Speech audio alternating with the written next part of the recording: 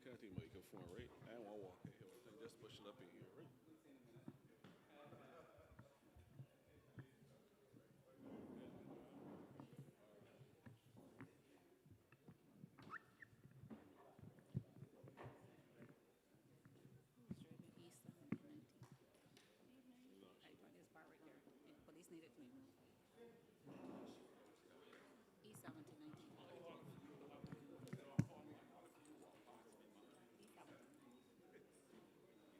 Good night. Excuse me, who is the driver of E7090, please? The police is asking you to remove your car. It's impeding the area. E7090.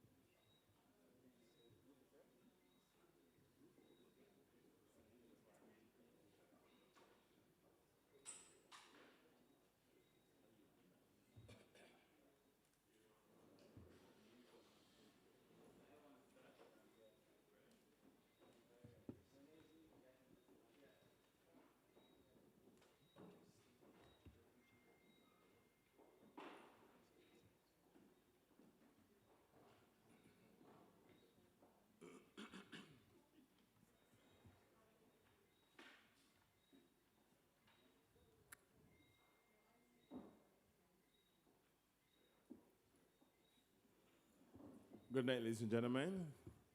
Welcome to Princess Margaret Secondary School, and welcome to the second of 4 consultations, national consultations on traffic.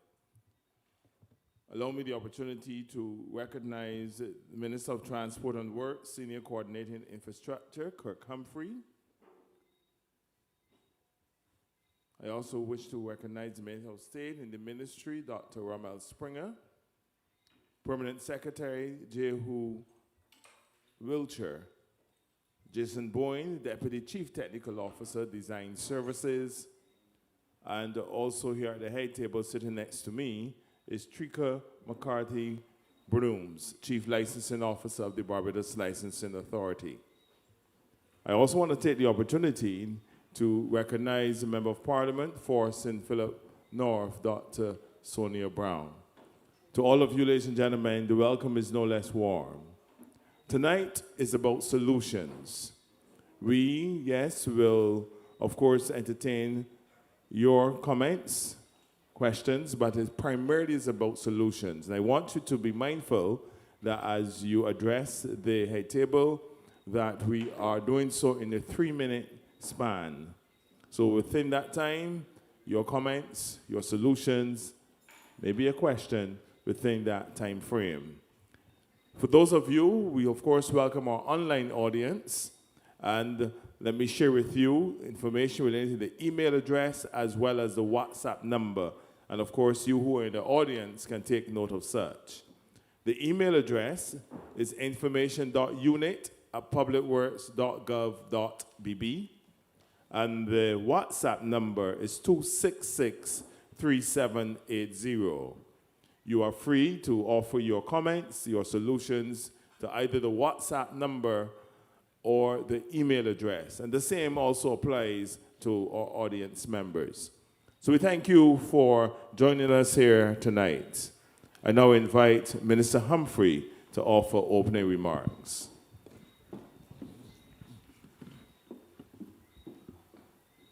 Thank you very much, Chair. Good night to everyone.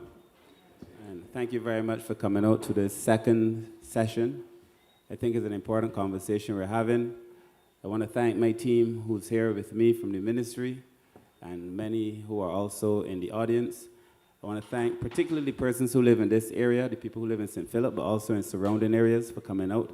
I want to especially recognize my colleague, the MP for St. Philip North, Dr. Sonia Brown.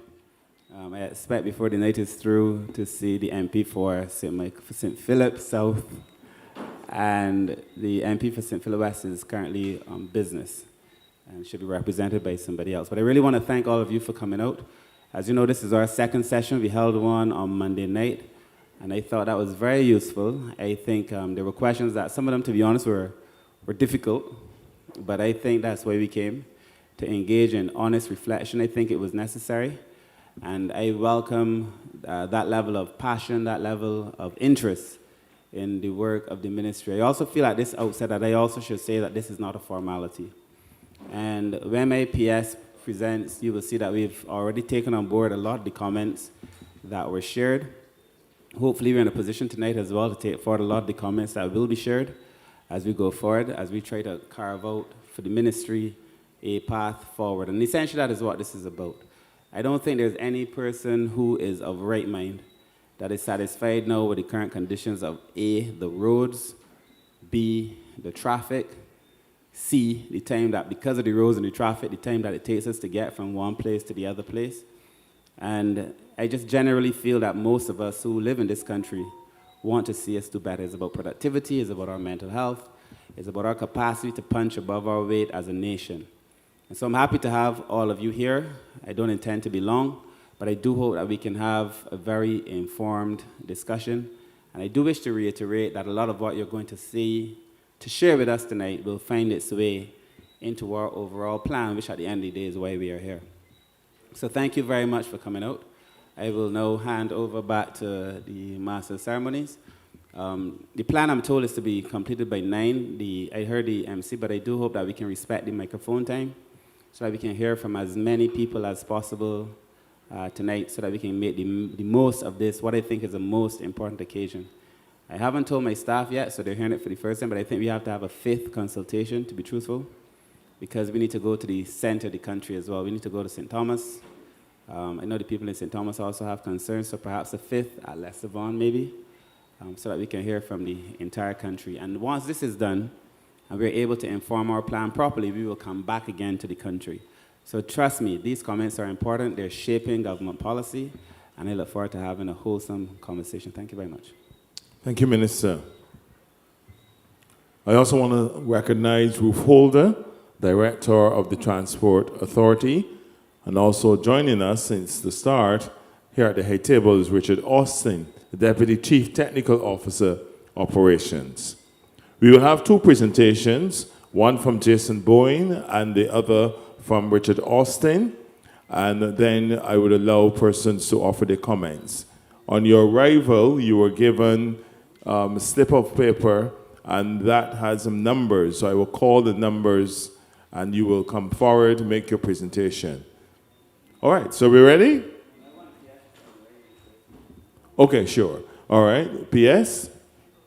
The PSJ who will now give a summary of the first consultation. Good evening, everyone. So we had, as Minister said, we had a very useful meeting on Monday.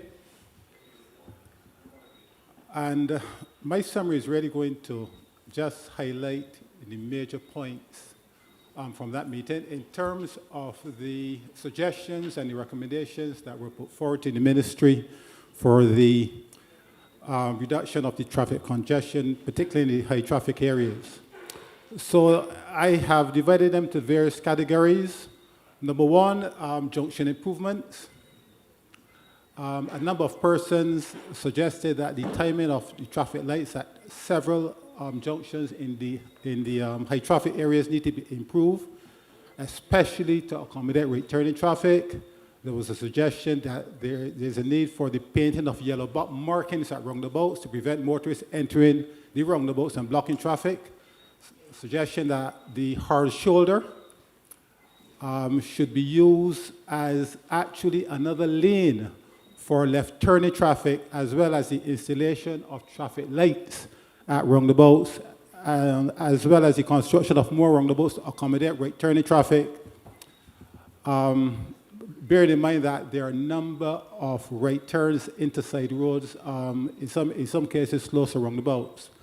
There was also the recognition that the location of schools in high traffic areas causes the spillback of traffic, and it was suggested that there should be the establishment of hubs to facilitate the establishment of shuttle systems to take school children to school, as well as specific laybys or dedicated spaces near schools where available, where parents can drop off their children.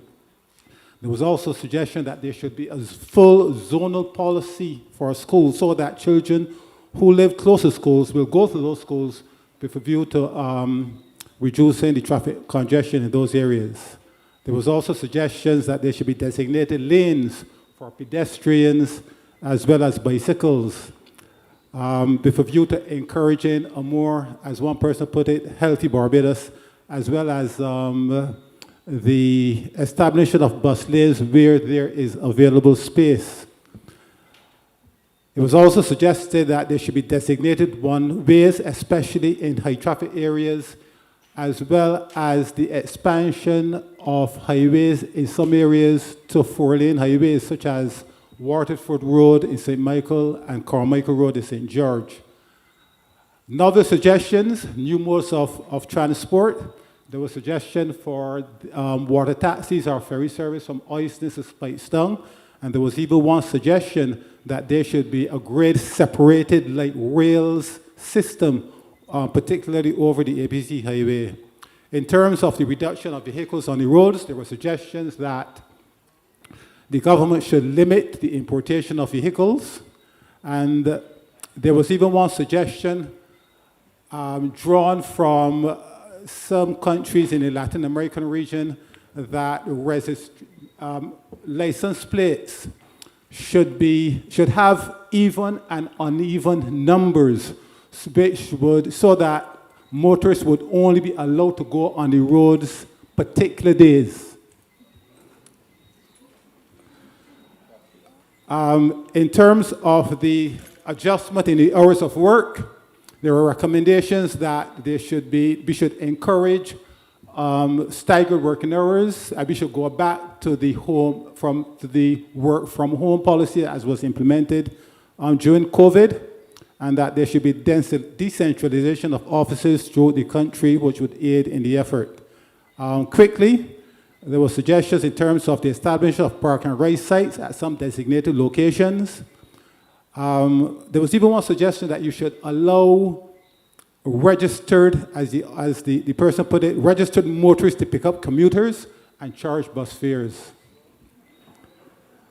There was also suggestions that motorists should be penalized for only having one person in the vehicle at peak times during heavy traffic, the need for a comprehensive road safety education program, the provision of real-time tracking of buses so that commuters may know when buses will arrive, the recognition, as I'm quite sure you all are going to discuss and draw to our attention, that the government really needs to do something about drive-thrus. As you would recognize that if you are going east from Farm Road and you come to Shafet, some person may be seeking to turn into Shafet to buy a snack box, and traffic is back up all on Farm Road.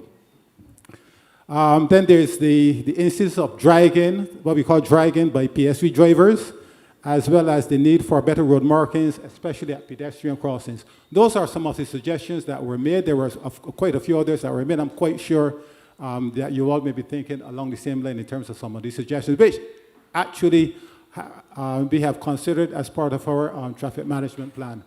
Thank you, Minister. Thank you very much, Permanent Secretary, for giving us the summary of what took place on Monday night. And now I will allow for the presentation by Jason Boyne, Deputy Chief Technical Officer, Design Services. And as he prepares himself, allow me to also recognize Head of the Drainage Unit, Mr. Bryce. Jason? Hello. Hi, good evening, everyone. Once again, we are here to discuss, the existing traffic conditions in the country. And with this presentation, we want to focus more on the southeastern part of the country, heading down, with the main roads heading into the city area, right? All right.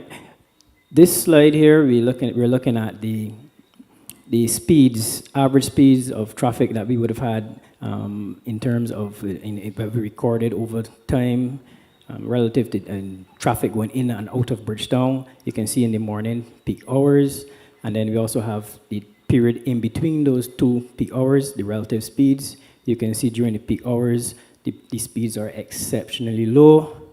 So you can see in some cases 5 kilometers per hour and in other cases 29 kilometers per hour. That is exceptionally low operating speeds, and that is something that exists currently. As a result, we know that there's significant congestion on our roads. Now, let's go and have a look at 6 roads roundabout. Our permanent secretary would have mentioned the significant congestion which occurs between the supermarket and the 6 roads roundabout. We know that there's a heavy set of right turn movements to the gas station, to the restaurant that is there, and then also to the supermarket as well. And because of that, traffic, especially on afternoons, even this evening on my way here, you could see that traffic was backed up all the way back to Marchfield. And in some cases, it goes even further than that. And sometimes it's as simple as one person making an attempt to go to the gas station, the whole entire roundabout is locked up and persons can't move, right? And you can see from a series of photos here, you can see there's a car trying to enter the photo on the left. You can see a car trying to enter the gas station. That was early in the day, but however, something like that can result in significant congestion throughout for the whole system, and that creates, obviously, significant congestion. Now, in terms of motorists from this part of the country, especially if you're heading down to town or even wanted to go to St. James and so forth, there are few roads that persons would normally use. The vast majority would likely use Highway 4, which would be passing Buckley and going on to the Norman Mills roundabout, and then you go from there whichever direction you want to go. There's also Highway 5, where you're coming down from through Map Hill right down to the ABC Highway. You then go from there which direction you want to go. There is the Highway 6, we're passing through Searles roundabout, and then you can then come down to the ABC Highway and then make your move from there. So it's largely mainly 3 to 4 roads that you would normally utilize on your trip down. And looking at these, one can see that at the Norman Mills roundabout, if you can see the deep red areas, and then the JTC Ramsey roundabout to the bottom of the 2 photos, you can see the deep red areas to the east of the roundabout. That is the morning peak time traffic where there's a significant amount of congestion. The red is slow moving traffic at that point in time. The green is the faster moving traffic. So you can see this is like a heat map, essentially, which is showing you the problem real time sometimes. You can get this off of the Google map. All right. This is just a photo of the JTC Ramsey roundabout. Wildy, this is an area where if you're also coming from the south, you would most likely end up coming from, especially if you use the ABC Highway, you would end up coming to this area, and you can see the significant amount of congestion in the areas that are deep red. Those are areas where there's significant congestion. And just moving on. All right, now, there's another route that is currently being utilized by many in the country. It's what I call an unofficial highway, but it's being used significantly, right? And this is this route here, where persons are moving basically from the Windsor, Brighton area. In fact, they come from the Coleridge area, and then they head down to the Windsor, Brighton area, and then either they go down to Boarded Hall or they go across Brighton, meet up at Carmichael Junction, head across to the Walkers Junction, then on to Lower Estate, then on to the infamous Kenwood Junction, Lears Junction, where there's significant congestion because those junctions cannot handle, they don't have the capacity to handle the amount of traffic that is doing that. A lot of people are using this route because they find the ABC highway is pretty congested and difficult to get through, so they're using an alternate route.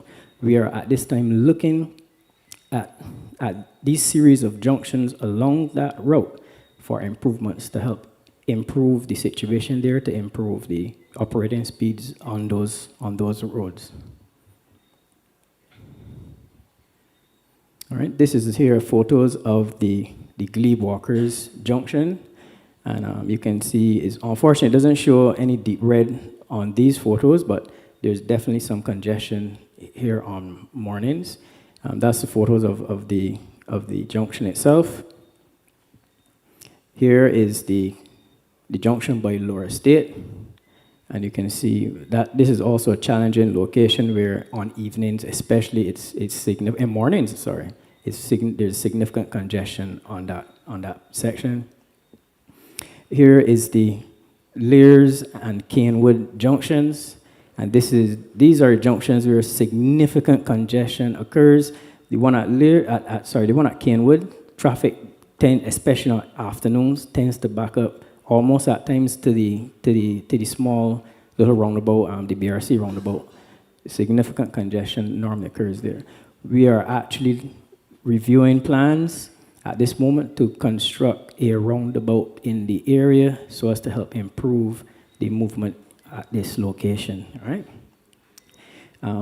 The Windsor-Brighton Junction, I think the ministry would have previously announced before that we are constructing a roundabout there as well. So all of these we are looking at making these improvements along this corridor so as to help improve the situation in terms of traffic flows in the area. All right? Now, we had engaged a consultant, and recently we've had a report which had given us a number, I say solutions, but let's say at this point in time, there are some solutions that we are reviewing as well, and we are going through these solutions with the view of, and also these consultations will also help to inform us on the full plan that we are going to develop on the way forward in terms of where and what we want to do, right? So in terms of solutions, we are looking at public transit system transformation. One of the first things we're looking at is the establishment of a mass transit authority that is to combine the public transport system and the system provided by the private sector along with the transport authority into one body so as to better control and better organize and schedule the bus system for everyone, right?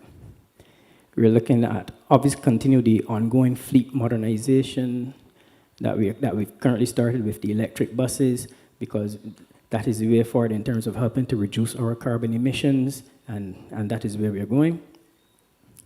We're looking at route rationalization and optimization. In other words, there will be some routes existing that have an overabundance of transport, while there are some routes, other routes, that there's not enough transport on it.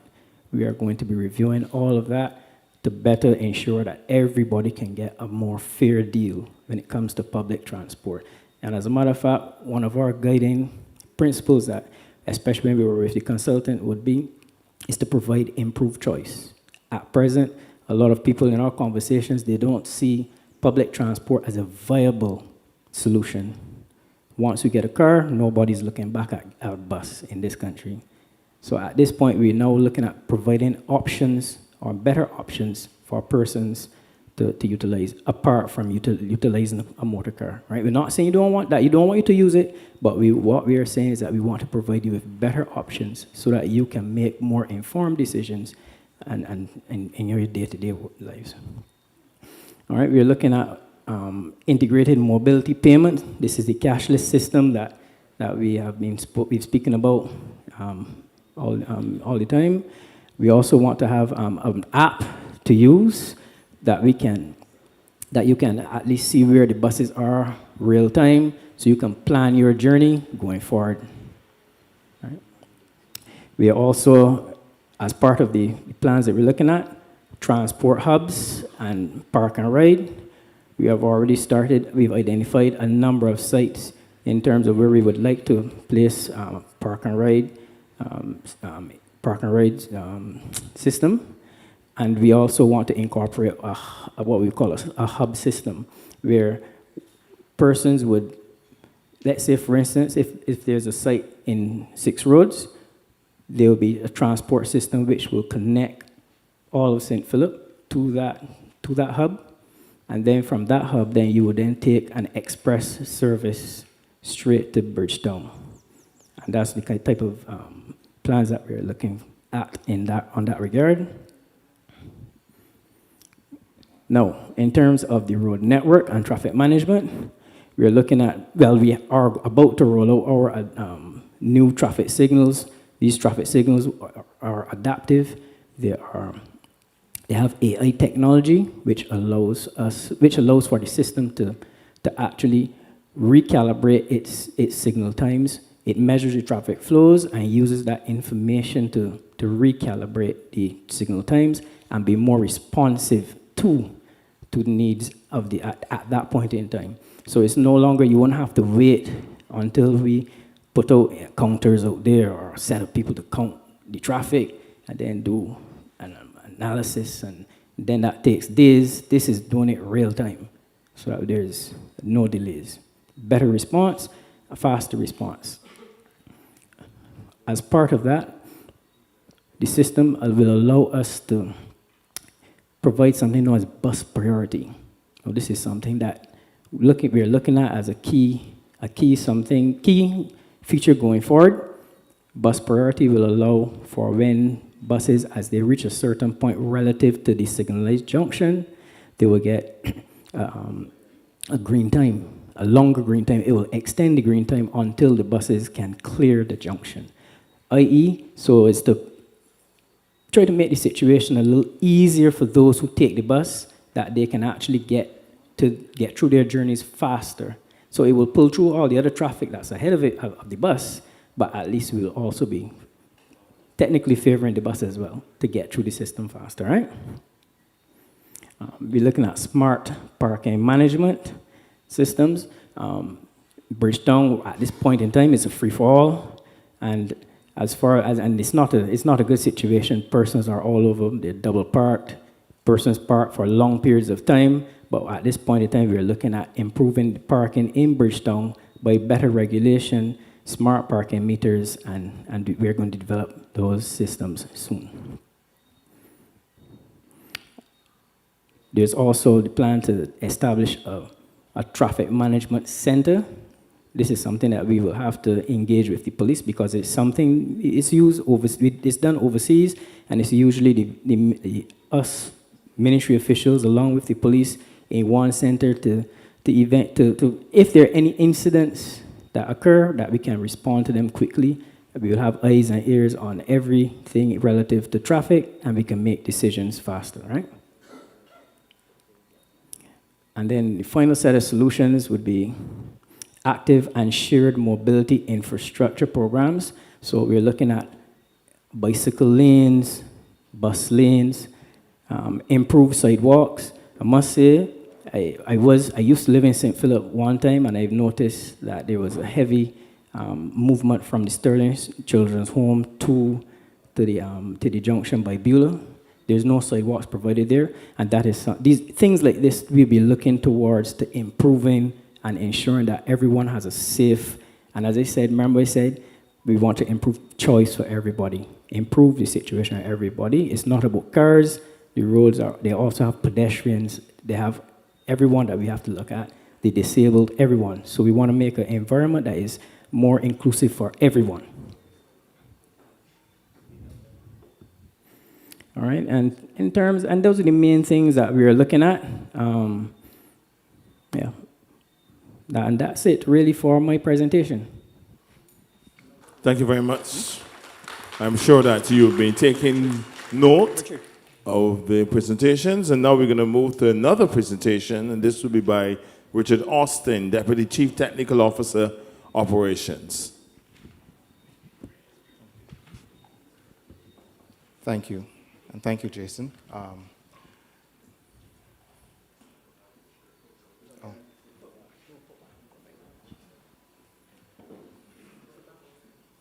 while we're getting the, if we do get the slides back up, just a brief comment on the road work that you're going to be seeing quite soon. You're going to be seeing road work around the Long Bay and Fall Bay area. You'll also be seeing road works conducted in Ruby, Congo Road, and Cottage Vale. And another comment on the bridges. Now, the last bridge survey that was done was conducted in 1985 or 1986 or so. And that study inspected and produced recommendations and maintenance programs for approximately 70 bridges and 650 culverts on the island. Now, those culverts and bridges are located on the main highways. We actually have more bridges and culverts on the island, but that survey covered the majority of the bridges and culverts on the island. And at that time, the study found that the bridges were old. They had not been maintained very well, and even then, they had not really been constructed with the loads that were then present on the road. And now this is 40 years later, so you can imagine the kinds of stresses that our infrastructure is incurring as traffic volumes and weights of vehicles have increased. So the MTW has recognized the urgency to conduct regular inspections, continuously monitor and update the condition surveys for both roads and bridges in order to implement an effective maintenance program. And this will help us to update the load ratings for the bridges, which is very important, so that we can control or contain the weight of the vehicles and trucks, especially as they come into the island, so they don't do excessive damage to our roads, especially our bridges. And to meet this objective of being able to implement updated maintenance strategies and so on, the MTW is going to establish, we're going to increase our internal capacity to conduct these surveys. We're currently doing training. Our engineers are enrolled in a program with dealing with bridge maintenance and inspections. And while this training is taking place, the MTW has also engaged with several engineers to look at least 23 bridges on the island. So if you remember, I mentioned there are 70 bridges in all. There are 23 bridges that are currently enrolled in numerous engineering consultancies, and those consultancies are at various stages of delivery. There are a few bridges that you will see shortly work being conducted on repair. One of them will be Haymans in St. Peter. One of the bridges that pertains to the St. Philip area, that's Dodds, and that's the end of my presentation. Thank you very much. Thank you. Allow me to also recognize now the Member of Parliament for St. Philip South, the Honorable Inda Ware. And we've also joined by the Chief Executive Officer of the Transport Board, Fabian Wharton. It is now your turn to offer your comments. Remember, we are respectful of the time, so I would want for you to be very brief and concise, whether you are offering a comment or a brief question. Perhaps in that context, if you do have a question, you can indicate to whom that question is being posed. I'll call the numbers, and as they are called, you will go to the mic and make your voice be heard. Comment number one, or person number one. Mr. Bailey. Good night to the high table. Good night to everyone. If the minister had indicated earlier, I would have waited for St. Thomas, because I live in the northern side, but I felt compelled to be here tonight, and the PS indicated the point that I really wanted to get over. Minister, if we don't take the decision now to stop all fast food restaurants with drive-thrus, people are going to die in this country from stress. I feel for the persons who live in the southern side from Bay Street to Oistins. There are 7 drive-thrus. KFC, 1, Burger King, Chefette, Chicken Barn, and there's also KFC 1, KFC 2, and Chefette in Oistins. People, and Starbucks, thanks. So I know that that was discussed in the first presentation, so I won't go too long into that. From Jummett's Lane, from Bethel Church, 3 months ago, I took a decision where, and for those who don't know me, I am the president of the Bridgetown Taxi in the Bridgetown Port, and my members were complaining. I took the decision in the evening to go to Jummett's Lane. Out of 112 vehicles going south, 57 of them turned by Queen Elizabeth Hospital.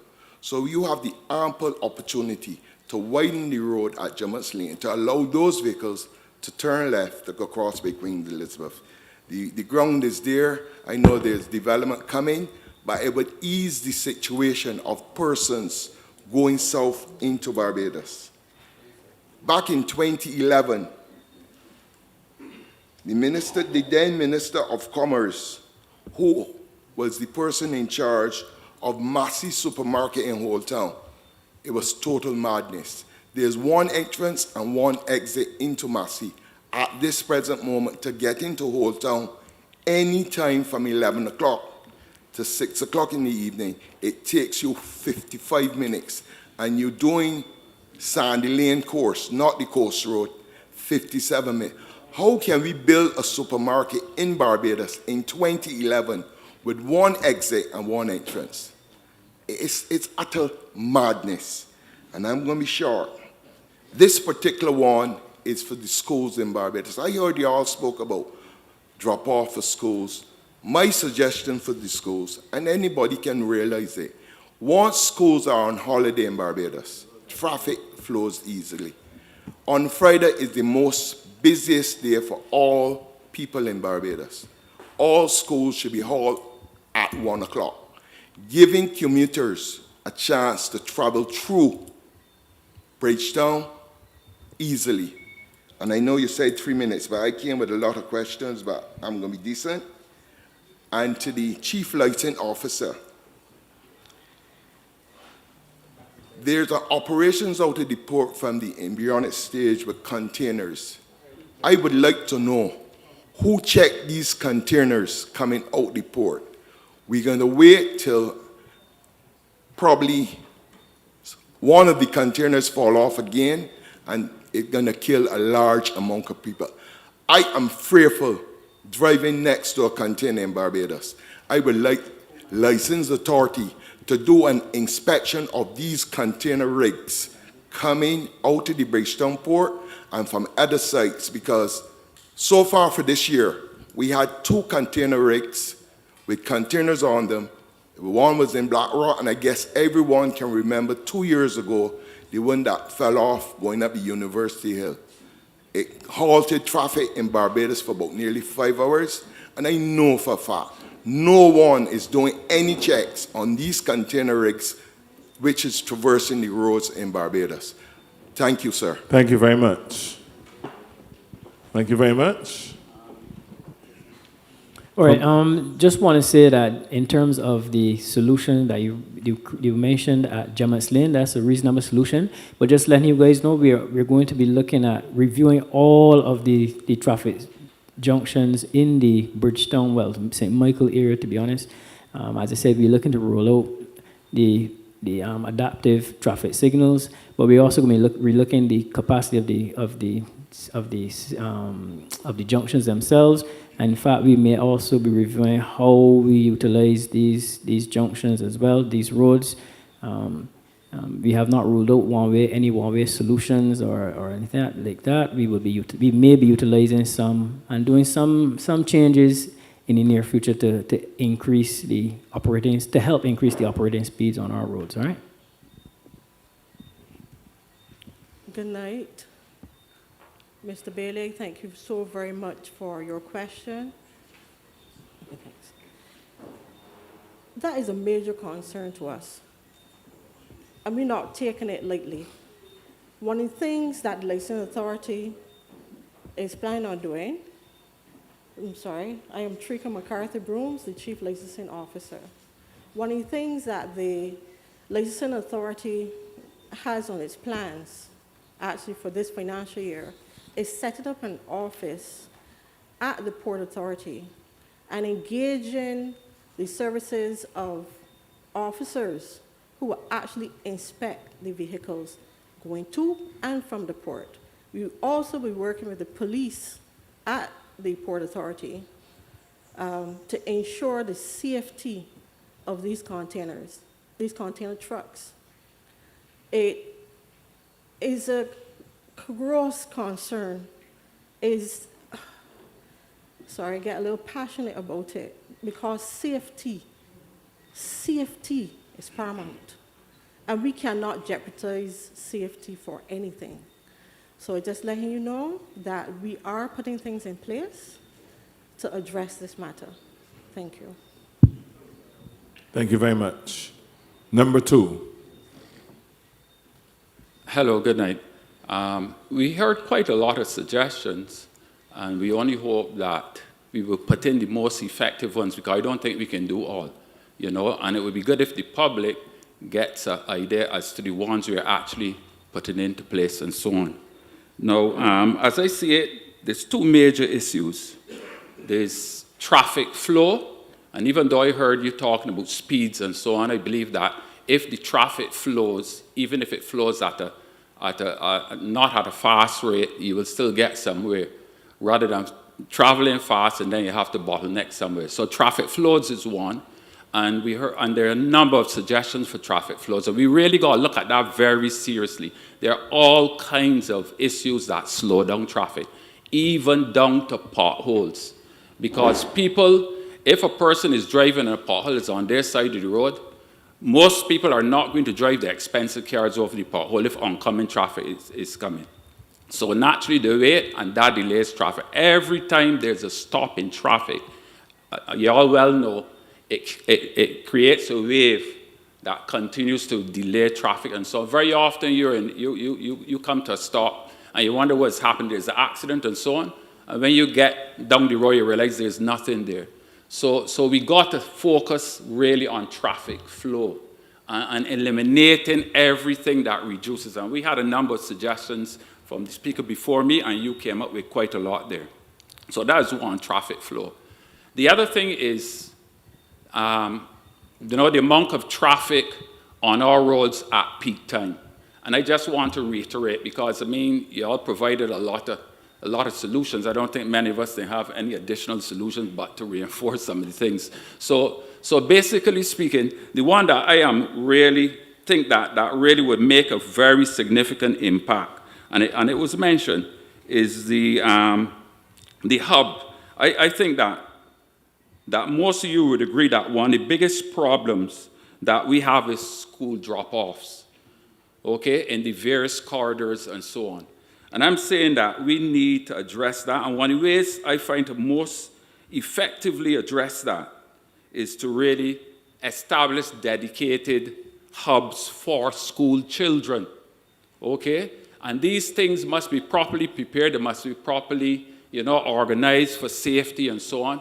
But we need to establish, we can do a trial basis, but we need to establish, park and ride hubs for school children. One could go in the Wildy area, Warren, South Coast, near Oistins, and somewhere in St. George, It will require land, it will require organization, and so on, but I think that will, as the speaker before me said, that is one of the big problems. When the school children are off, the roads are a lot lighter. So we need to look seriously at something like that. So that was my main thing, school hubs.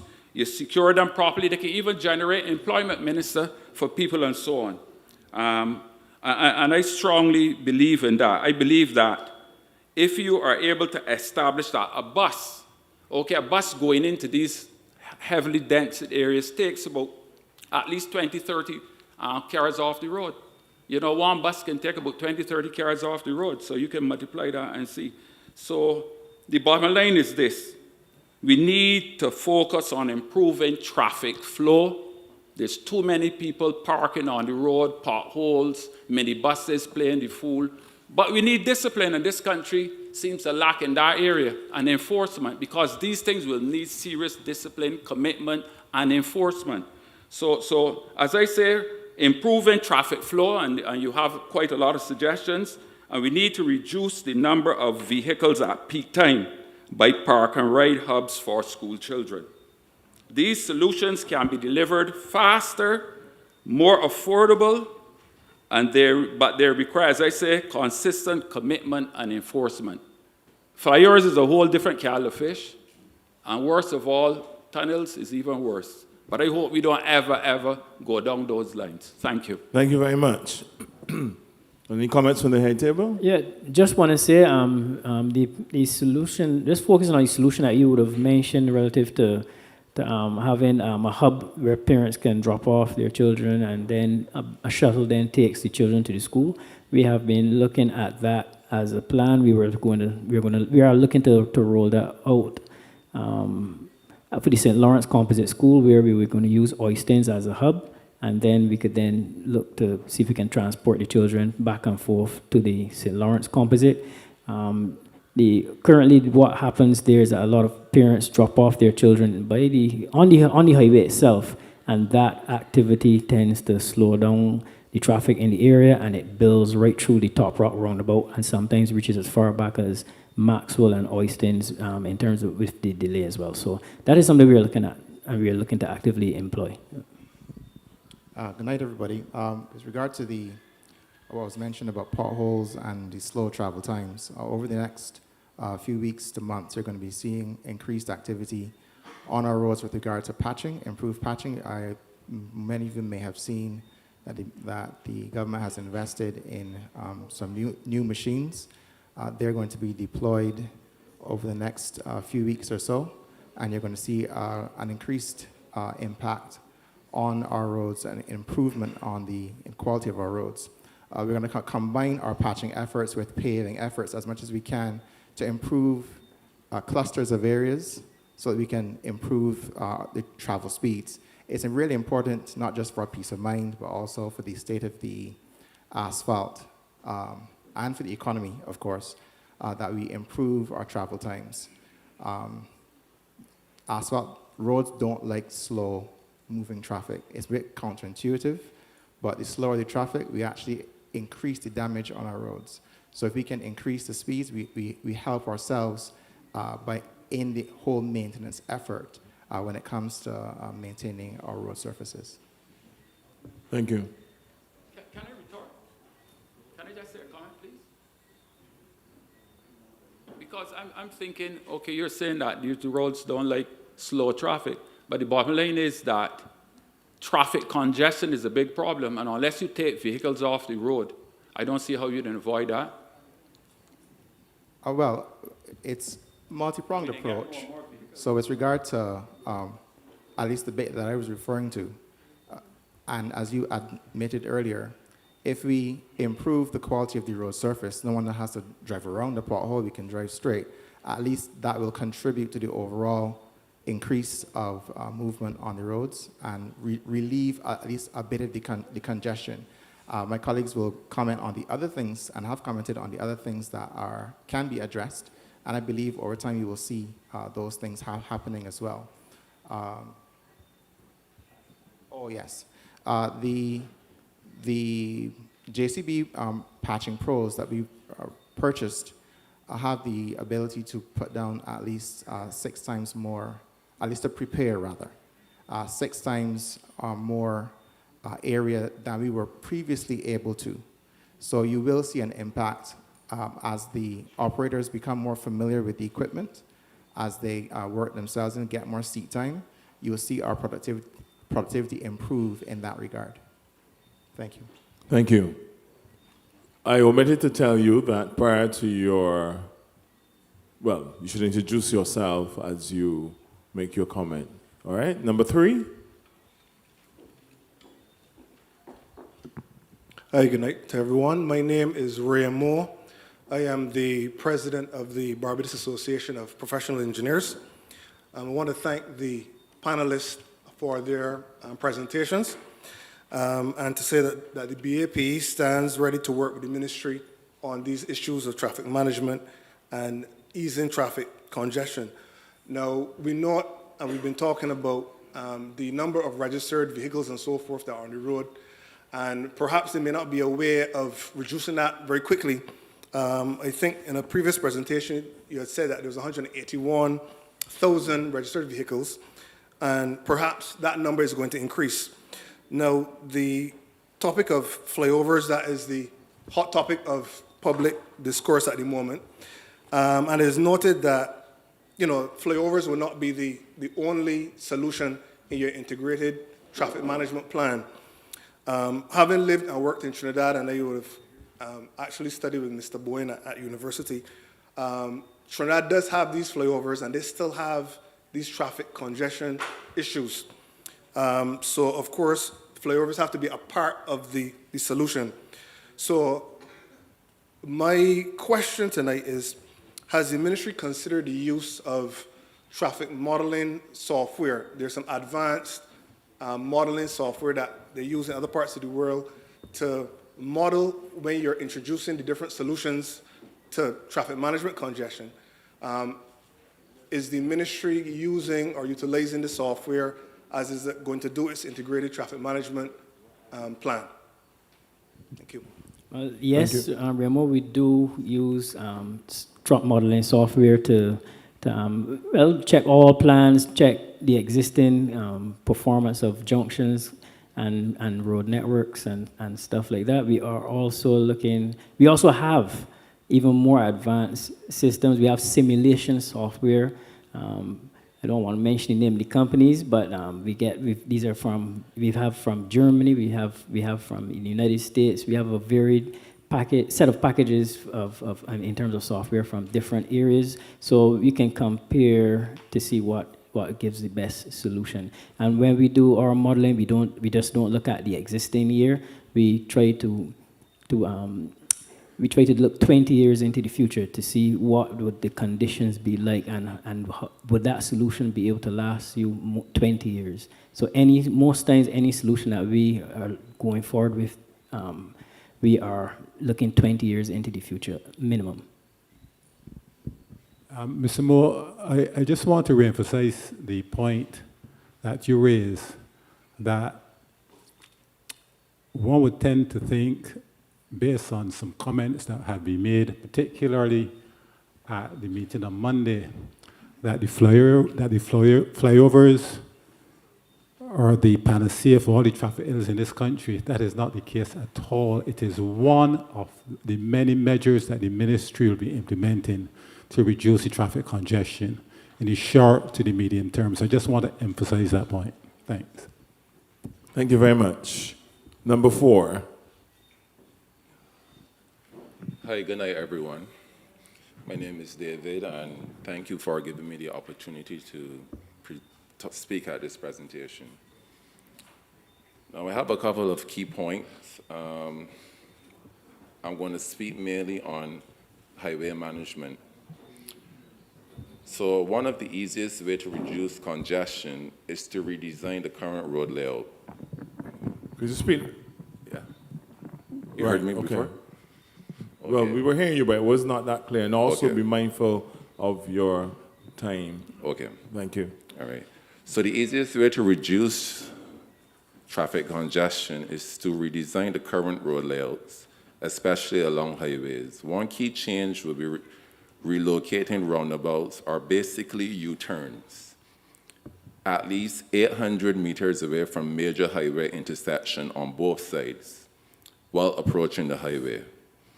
Drivers should be able to merge by making left turns onto dedicated merging lanes without having to stop at a roundabout that connects 4 roads directly at the junctions. Like, for example, if you're exiting near the tire shop from the turning, you should only be able to make a left turn onto the highway using a merging lane without stopping.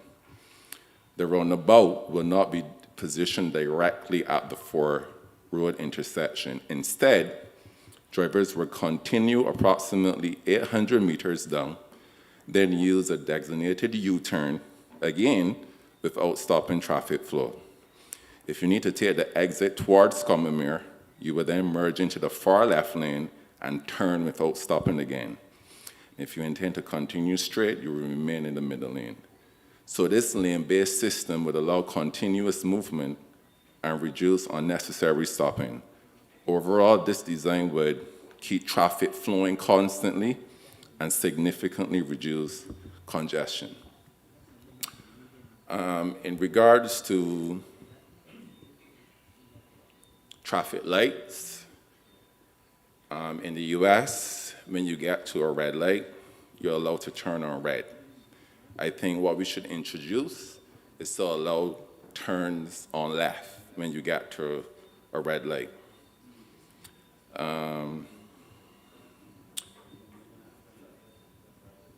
In regards to the stretch at Newton, I think that we should not use roundabouts for every traffic concern as a fix.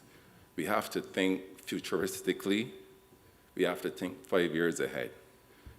There's currently another roundabout being placed at Coverley. And once before, there was a beautiful stretch from Newton to the airport. You don't have that beautiful stretch anymore. So you've put two roundabouts in place to cause congestion. Yes, it's convenient, but you sacrifice efficiency for convenience. So I wouldn't suggest putting roundabouts for every traffic concern. And You can wrap up now, please. yes. So also to the public, while the government tries to improve traffic flow, please note that there will be an uncomfortable period while construction is being done to rectify the situation. Thank you. Thank you for your comments. Thank you. I welcome your comments. I must say your first, the solution which you outlined is something known as a median U-turn. It is something that persons are using to essentially eliminate right turn movements. And you would use the median U-turn, which is just like a semicircular type. It's a U-turn movement that you end up making to avoid a right turn. Right turns tend to make things a little more difficult, more complicated, and reducing them tend to improve efficiency of junctions. Now, to be honest, we already have an example of a median U-turn in existence. That is the one in the Warrens area, what persons refer to as the lollipop. Technically speaking, that is a median U-turn, and that is an example that we've tried already. It's something that we can review and look at in other locations.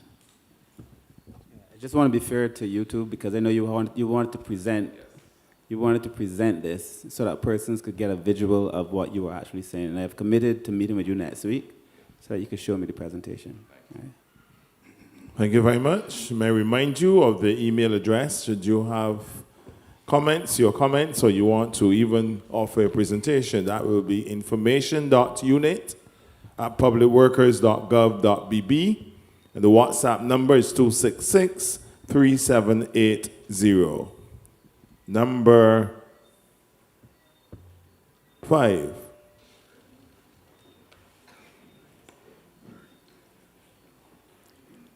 Good night, everyone. My name is Lloyd Springer. I'll start with questions, simple question. What about the possibility of having transportation as a social service? Just like how we have health, education, this might be long-term, but I think we can consider it. Comment? No, I think it would be a good thing if we can have more inter-ministerial collaboration, not only with the Ministry of Transport and Education, and because some of the problems on the road are caused by lack of civic education. And we might need to do some work in the schools, teaching children how to behave on the buses, how to treat the elderly and so on.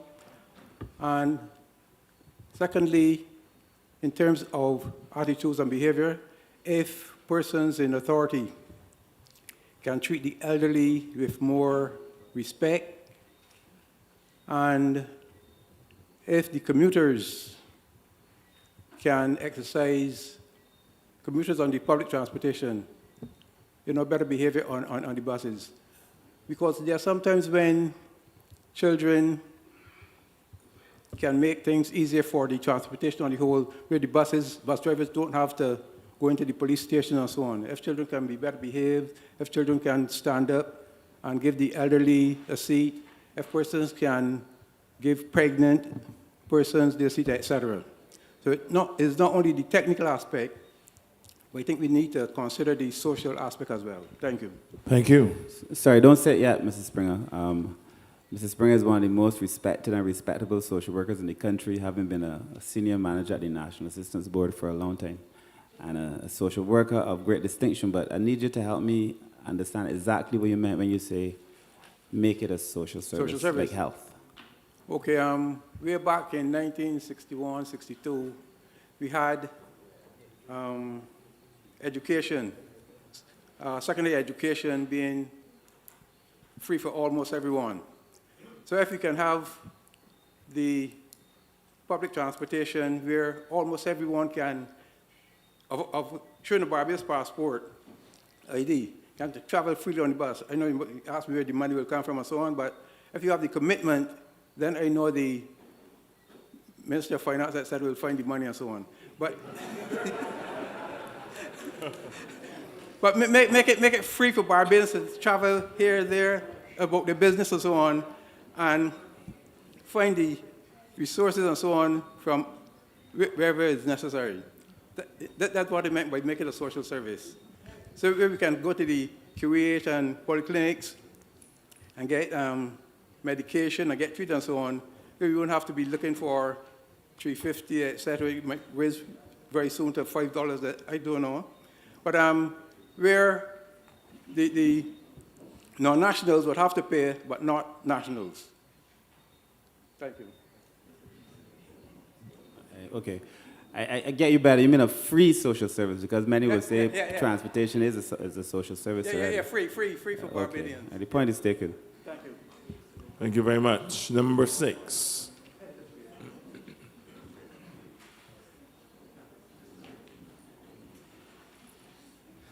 Good night, everyone. My name is Ishmael Ali. I have 2 ideas. One is, when it comes to the pedestrian crossing, constantly people have to be painting them over, right? One idea is that you can make them into slabs and pave them in the road one time. Now, with doing that, you're adding a whitish substance to it. It will get dirty at times when the dry season. When the rain comes, it gets back white. You don't have to be painting it all the time. The other thing, the other idea, you have the 2 curbs at the side of the road when you're building a new road. Why can't you put one in the middle too? But the one in the middle would be just the same level as the road, because the 2 at the side are already built up. So with the one in the middle, you can put the, whatever road would have a white line, you can mix some of that same mixture or whatever, so that it will always stay white. And the yellow line, you can do the same mixture, and it will always stay yellow. Instead of having to constantly paint and the center concrete in the road will also give the road more strength, longer lasting, because it has no 3 concrete pieces, one middle, the other end. That's it. Thanks. Thank you. Any comments? Well, relative to the road markings, we are actually looking to invest into a technology called thermoplastic. It's a material. It's a material that actually you actually have to heat it onto the surface, and that material lasts far longer than the regular road marking paint. It can last. We're talking about years as opposed to the few months that the paint normally will last. And that with that material, you can embed on the surface these small glass beads to improve the reflectivity, especially, and that will help persons, especially at night, that you can see, and also improve the grip on the actual paint itself. We've had the problem relative to the regular paint markings where they are slippery at times when it is wet. Thermoplastic, once the beads are in place, does not have such an issue. All right. Thank you. Just want to repeat that email address: information.unit@publicworks.gov.bb, and the WhatsApp number 266-3780. Number 7.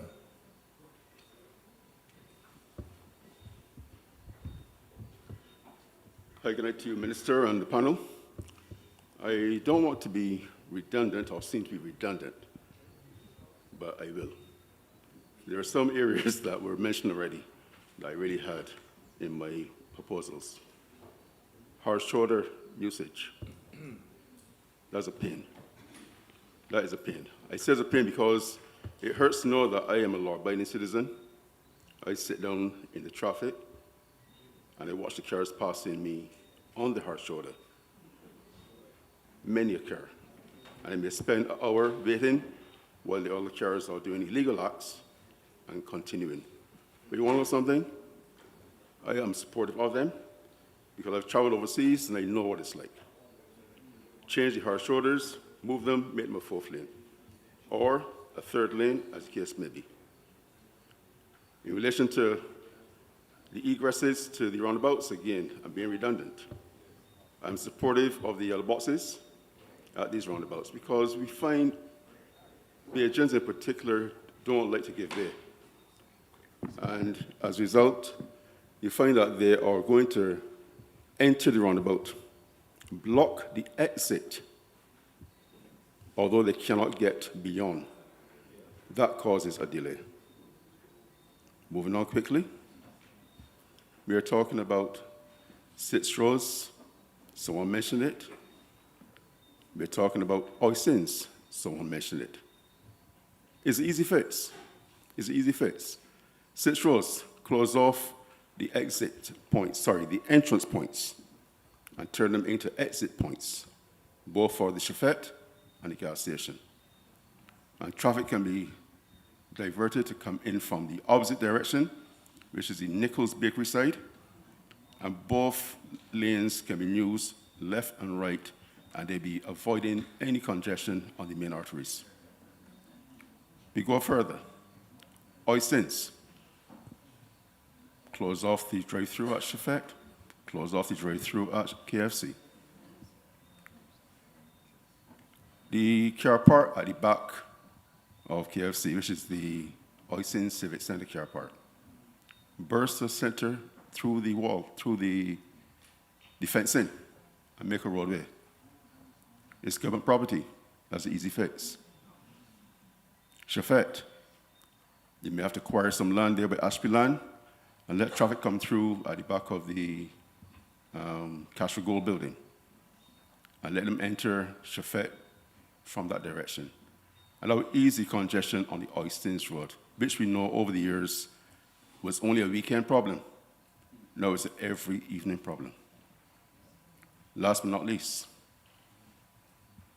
Wildy R, Highway R on Wildy Road. When we are traveling coming down from Upton to that junction at Wildy R, Wildy Road, every one of those persons, including me, have to come to that junction, fight to cross over 4 lanes of traffic, hoping that we don't get hit. And then we still have to go and contend with the heavy volume of traffic on Clapham Road.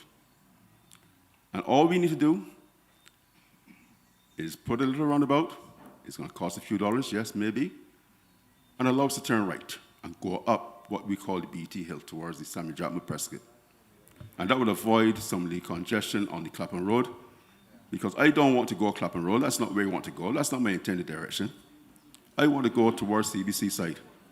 But I have to go and contend with the traffic on that road, Clapham Road, and go all the way around to the Y and come all the way back up for another 45 minutes. So those are my suggestions to you and your panel. Just want to know something quickly.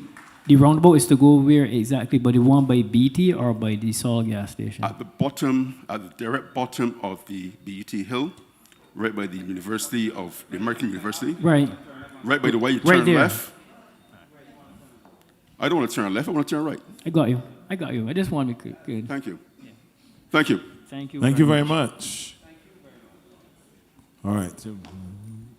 Okay, so let's hear now. Apparently there was a slip in with the numbers, so we're now at number 7. Do you have number 7? I do, yeah, but there are 2 good. number 7s. Well, there are 2 now. Wow. So you're 7A. So you're 7B now. Could be, yeah. Yeah. Good night to the team on the table, and thanks for the presentation earlier. I thought it was quite well done, and there are a lot of, obviously you have to prioritize what you're doing because there are a lot of different ideas there that are almost impossible to implement. Give your name, Just say your name, Oh, I please. did, sorry, Andrew Hutchinson. I have a few questions and a few comments. I will make a written submission because all my comments can't get in 3 minutes. I want to encourage the ministry to put greater focus on enforcing traffic management. All along Highway 1 and Highway 7, the PSV drivers are causing, don't pull over to hop out passengers. They're blocking up traffic while they're trolling. All that can be regulated by policing, and that needs to be done to increase the traffic flow.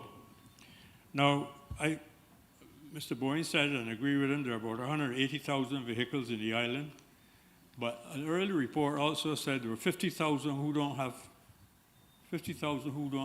are not licensed, and probably 50,000 who don't have driver's license. We need to get them off the road. Come on, that's policing. That's what traffic management's for. While we're on that subject, I noticed the ministry spent millions of dollars, I'm told, erecting portals over the highway to track vehicles who are presumably non-compliant. But I have never heard, is it working? What's the results? I don't support the idea because I'm told that it was there to find those who are unlicensed drivers. Well, I can submit to you it's common sense. You have a beautiful record of all the licensed drivers, but you don't have no records of the unlicensed drivers. So if you pick them up in the camera, how the hell are you going to find them? It's common sense. I'm sorry. You don't need to put up millions of dollars of portals to find that because you're not going to find it. You don't have a record of the people with the illegal licenses, etc. So when the camera picks them up, you can't trace them. I don't understand it. Maybe I'm missing something, but that's my question.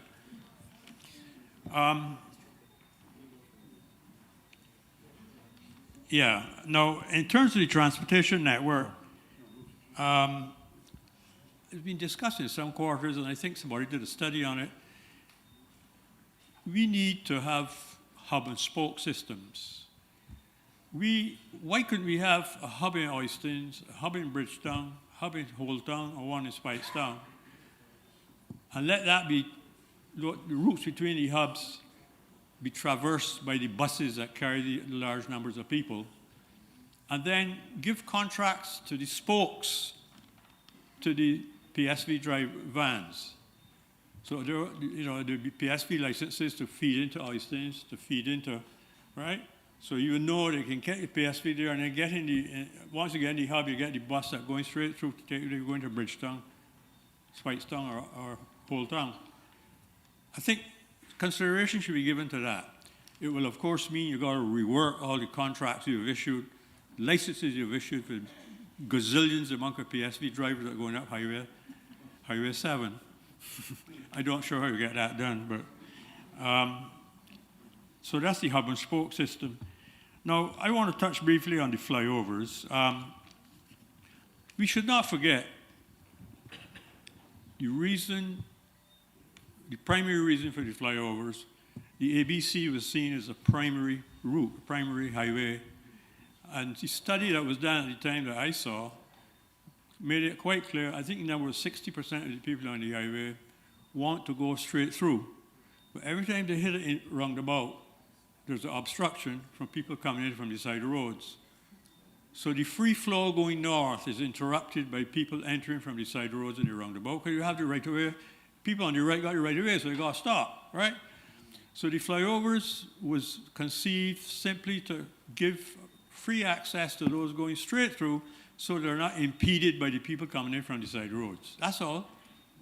And I think the flyovers will work. We're 20 years too late, but what I would not support, I support the idea of flyovers, but I would not support the idea of implementing the flyovers without doing a due diligence study. This 20 years later, so what we had came up, what was produced 20 years ago may not necessarily be suitable now. So there must be some kind of technical study done before we go and implement the flyovers. Okay, that's my point. But I support the flyovers. It's not the whole solution, as the PS said, but it's an important solution to freeing up use of the highway, people going north.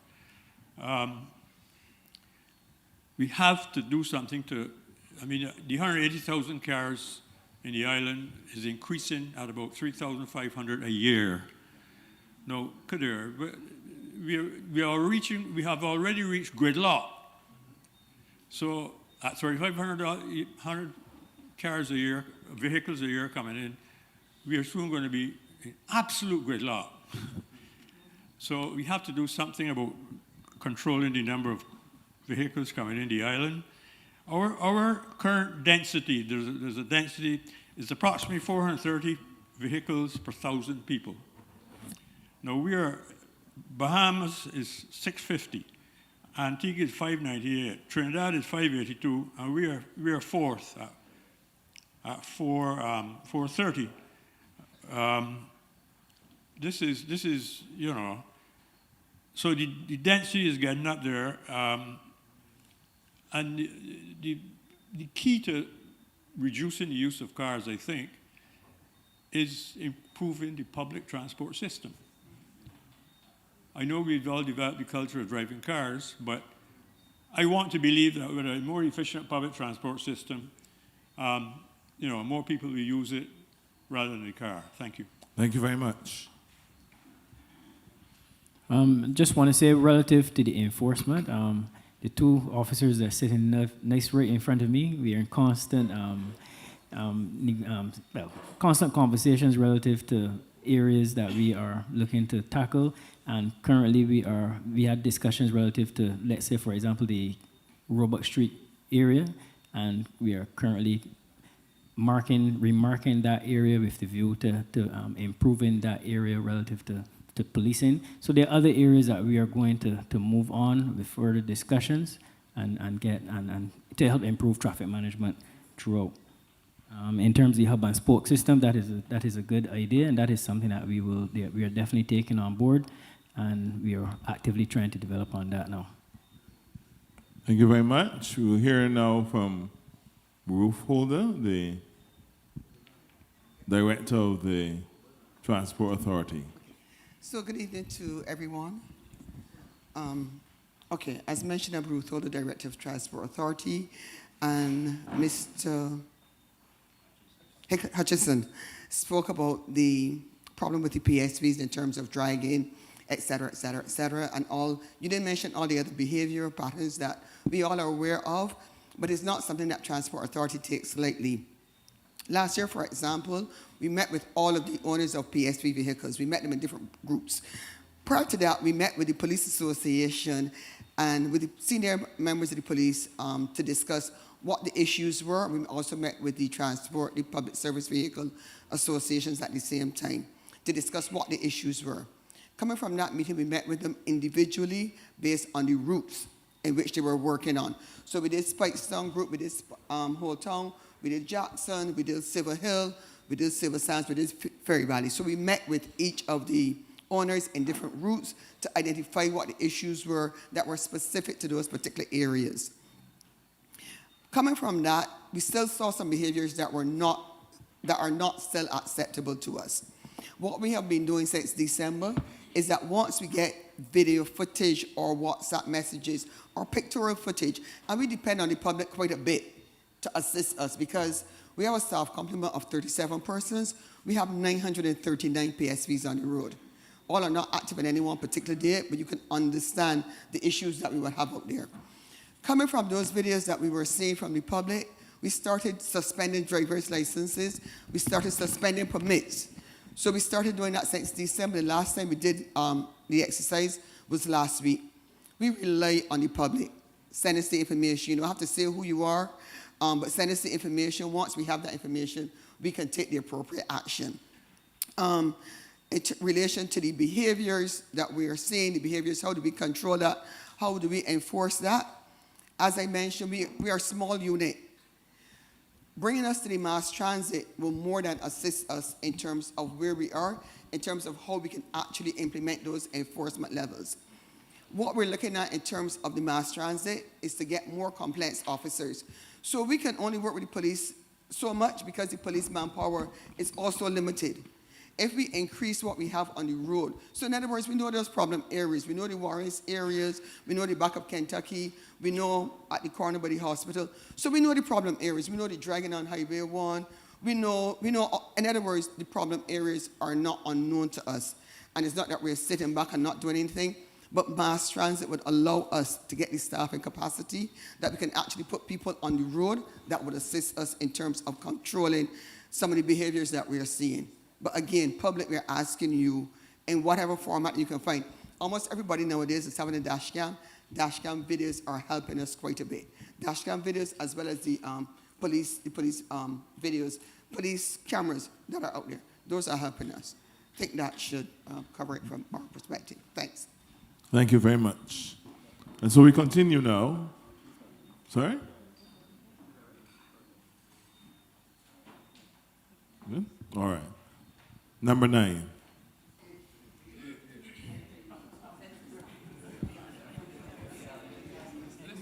Whoa, I'm moving ahead swiftly, man. All right, let's hear number 8. Good night to the head table. My name is Raymond Lord, and let me say that I'm acquainted with the subject matter as a professional planner. In preparing some other things, I was reading the book. It related to traffic, and the book is titled, I've encouraged all my colleagues from the ministry to get this book. It's called Killed by a Traffic Engineer. Killed by a Traffic Engineer. Shattering the Delusion That Science Underlies Our Transportation System by Wes Marshall. I'm looking for the counteraction book for it now, because he's a professor at university. It's pretty dated, but I was reading it because of dealing with some matters that I thought that the comments from the Minister of Public Works were ridiculous and seemingly anti-developmental.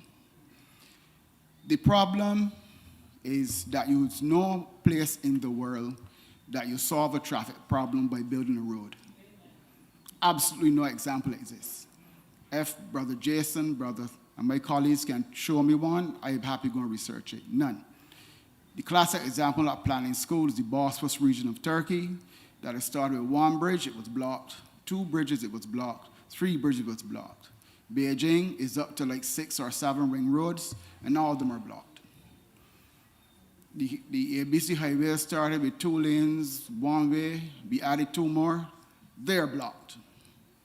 The issue might be to disintegrate the traffic. You break traffic by reducing congestion by traffic management.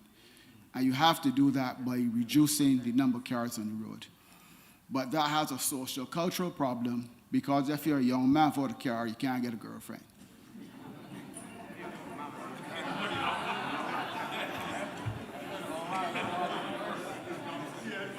Because the girl ain't coming to pick you up. That's a fact, it's a social cultural thing. You buy cars to move around for social activity. You don't buy cars when you go to work. We know that the schools, you can leave where you live in St. George at 8 o'clock, anytime school is closed, and get into Country Road by 8:15, 8:20, latest. And at Country Road, Jason mentioned this, and this is a problem. I thought he was saying doing some work in Country Road. I thought he was going to tell me that they're going to stop the transport board from crossing 2 lanes of traffic turning right. I thought someone was going to tell me that. I thought someone was telling me that they're going to paint yellow marks at the lights at Country Road, so that when people enter them, if you cannot, like in the UK, if you cannot move straight through the light, you cannot enter. But you stop and you obstruct all the traffic. And that's done in the UK. That's not new science. You travel all around the world at conferences and you see these things. You paint the box. If you enter the box, the same camera takes your picture and you find. But they tell me some of the cameras don't work on black people, that they were calibrated for white people. You can't see people. But I know the cameras are, because it's true, the little things that you put on your finger don't work on black people, the oxygen things. Anyhow.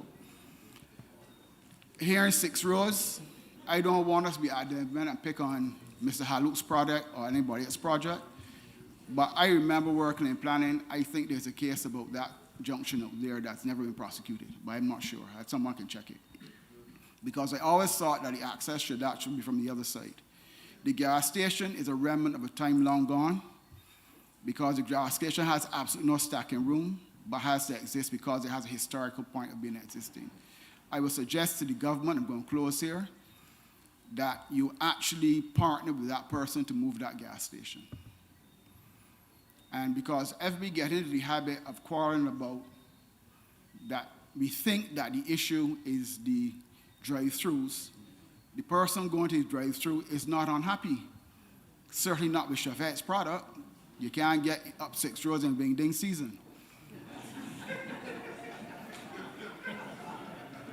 I am a planner and I observe behavior. So I observe how the frat. Now, the final point I will make is to do, and I must take partially blame, because the ZR culture is very much linked to places that there are large residential developments.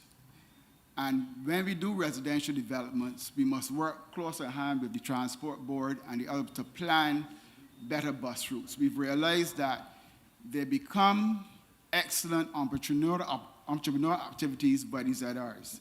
But at the same time, there's a cultural problem with those. So we are looking at where we put subdivisions now to link back to larger routes. And I'll stop there and make a written subdivision sometime in the future. Thank you very much.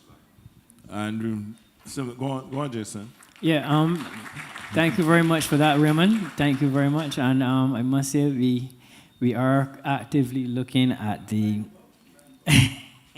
Yes, we will look at the book as well, definitely. But returns at Weymouth is something that we will have to look at. I must say we can look at that. But I must say you really helped with my point of improving choice. That is what we are going to focus on going forward, providing greater choice so as to allow persons to utilize more of mass transit and other forms of transportation, active transport and otherwise, because it is only with these other forms that we will be able to beat this congestion that we currently face, all right?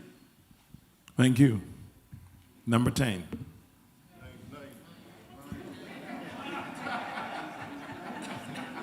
Seems as though I have a plan. Good evening, everyone, to the head table, senior minister, and your team. I first would like to congratulate you. My name is Hayden Rind. I'm the director of the Barbados National Standards Institution. More importantly, tonight, I'm a driver on the roads. Coming out of St. Philip, I often meet the minister of St. Philip South. I take an hour and 15 minutes to drop the kids and get to Harbor Road, coming out of Well House. And I see him every morning almost, there by People's Cathedral Junction, looking equally as frustrated. So it's no secret to us. But consultations like this, Senior Minister, I would like to commend you and your team. This is how we get solutions. I've heard the suggestions coming out of Monday's consultations, very good suggestions, many of them.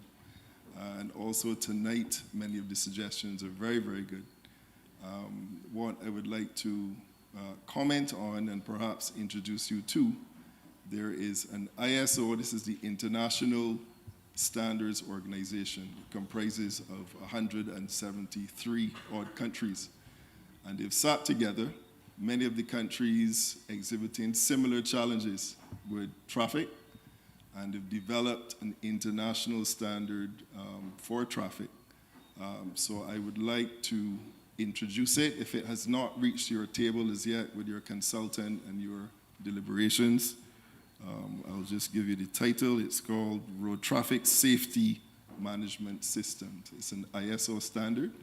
So through the BNSI, we would like to encourage this standard on the table. Why? Because it brings many of these recommendations to practical solutions. You know, you may be going through which ones do we implement, you know, how do we prioritize, what do we do first, second, and third. And this particular standard would help in those kind of decisions. It's primarily based to reduce road traffic deaths and injuries. It also addresses improving the traffic management systems, like the speaker who went before me suggested. And thirdly, it really supports the evidence-based transport policy decisions. Many of the decisions and the recommendations coming out of tonight, you do need, you know, policy decisions as well. We're talking about closing, you know, drive-throughs for very popular establishments and those kind of, you know, high-level decisions. Huh? So here we have a guidance document. Now, it's not going to be a win for all, but surely it shows with similar countries experiencing similar challenges with traffic, what's the international best practice as how and when and what order do you address some of the suggestions. So that's my comment for tonight. Thank you. Thank you very much. Sorry, I am not familiar with it, Hayden, but I would definitely love to hear more. But as you were at the mic, when you were representing your organization during the estimates, you also shared with us the possibility of the work that you were doing to improve the integrity of the roads. And if you could just spend a few minutes talking about absolutely. Absolutely, Senior Minister. Thanks for leading it in. Yes, we've heard even tonight about the efforts. I think Richard spoke to it very briefly about the asphalt and the quality of the asphalt. Now, when the first speaker was giving his presentation, he said, you know, some of the scenarios is that we're using 40-year technology. And that's a reality, I believe, with the asphalt as well. Don't quote me on 40 years, but it's quite old technology. I'm seeing the head table nodding. So what that means is that we've introduced a greater number of vehicles. We've introduced heavier vehicles over the years. I smiled when I heard Richard give the good point about the slower a vehicle drives, it's actually worse for the asphalt, you know? Very true. Why? Because you're extending the time that the weight is on a particular spot. You know, so now we've advanced in terms of our transport system. We've introduced many, many more types of factors. But yet, the asphalt that we're using is a very old design mix. So putting it short, it is simply not the best design mix that we've been traditionally using for 2026 for the type of influences on our roads in 2026. So the MTW is aware of this, and they're very forward as well in seeking to improve the quality of the asphalt. We've had consultations with them, with others, even in the private sector, where we're going to table a recommendation to have a design mix which is best suited for us, not just for the weight of vehicles, but our climate on our roads has changed. Weather patterns have changed. Some roads get extreme water when it floods. You know, all of these factors lead to the need for a better quality asphalt. So very, very soon, within weeks and months, we will be tabling our recommendations for this improvement. Thank you.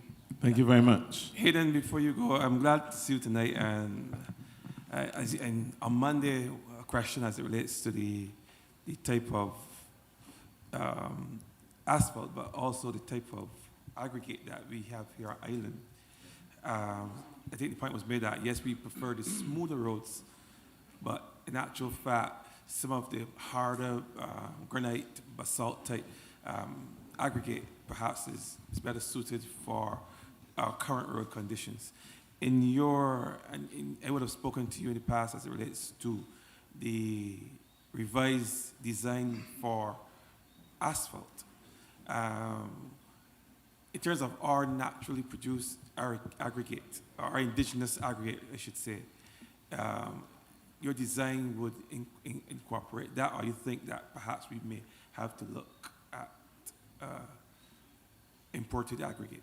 Yeah, so we have a predominant aggregate here, which the experts are aware of the fines, the coarseness, and if we are going to utilize the aggregate that we have, recent innovation suggests that you can add certain material as well. One of the suggestions is to have what they call crumb rubber, in that Barbados has a problem at the moment with tires, and all of the old tires coming off of our cars end up in a landfill, okay, or at Bees or in Vaucluse. Here, the discussions, again, including the MTW and others, are to how can we utilize what is already existing in international territories as a success, where the crumb rubber is actually heated to a specific temperature, added to the bitumen, where you have a final asphalt binded with the crumb rubber, where you have a superior product. You have a surface that it passes all of the quality checks, plus. So here we're presenting with possibilities of solving more than one problem. You're increasing the quality of the asphalt, yes, but there's a possibility that we can reduce then an environmental and a health problem if we utilize the tires, the used tires in that industry. So Minister, there are many innovative ways in which we don't have to abandon our our aggregate. It's what we have. We have to utilize what we have and use the science then to come up with a design mix that works. So the experts, we are engaging in those preliminary consultations. It's going quite well, I must add. We've had experts from outside weigh in, and we're hopeful that, I think a target, Richard, the end of May perhaps, we would have suggestions which we can table to see if we can utilize an increased asphalt quality in Barbados. And that's fantastic progress so far. Thank you very much. Thank you. All right, so we move now to number 10.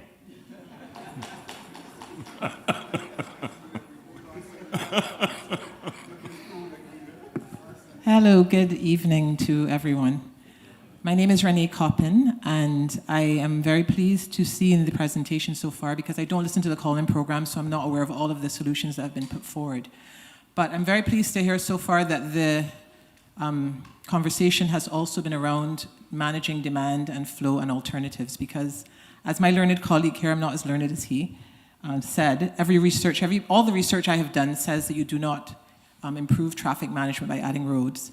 And for me, the issue of the flyovers is of particular concern for a number of reasons. One is because, as a Barbadian who operates in a space where we invite people to enjoy a tropical destination that is supposed to be stress-free, Barbados has become quite a stressful place to live, and to, I think, to some extent, visit. And I'll give you a simple example. My business is in Hastings. To go to the bank, which is less than 600 meters, you have to practically drive there because there are no sidewalks that are safe. A lot of our visitors to the island are elderly, and so it's important for them to be able to move around safely. So I would like to see that when we're looking at traffic management, because if you want to reduce the use of the roads, you have to give people alternatives that make sense. I would like to see that we're dealing with the low-hanging fruit first. So ensuring that the things infrastructurally that we can do to encourage other ways of moving are done. And Barbados also has to consider that on the WHO index for obesity, we are at number 20. Number 20, and we're rated as a high-income country. The country that I hold as a model in terms of traffic management, the number one country in terms of traffic management is Singapore, and they use a number of things, but they're a rich country. We are not. So when we talk about putting things about like flyovers in place, I worry about things and I have questions about things like how will we maintain them? If we cannot maintain our existing road infrastructure, how are we going to maintain something that we're putting above that infrastructure that now poses a risk to the persons underneath it? What about things like drainage? I had, in my lifetime, something that was unprecedented, where we had, in the middle of the country, a flood that was serious enough that someone died. So clearly there are things, I do not know all of the studies that have been done, I do not claim to have done all of that research, but clearly there are things that I think as Barbadians that we should have concerns about when we're jumping to a solution like flyovers before looking at the basic things, our public transportation system, our sidewalks, access to things like bike paths, which would encourage Barbadians to move, and basically all of the alternatives that we should and could explore to improve the lifestyle of Barbadians, to improve our health, to improve our mobility, and to ensure that, because I operate in the tourism space, that as a tourism destination, we maintain our sense of place.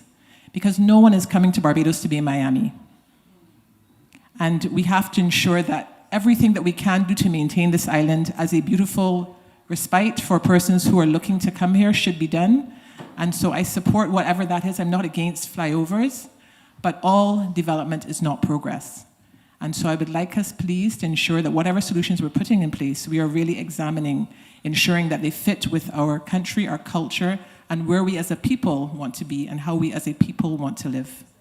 And that is my contribution. Thank you. Thank you very much.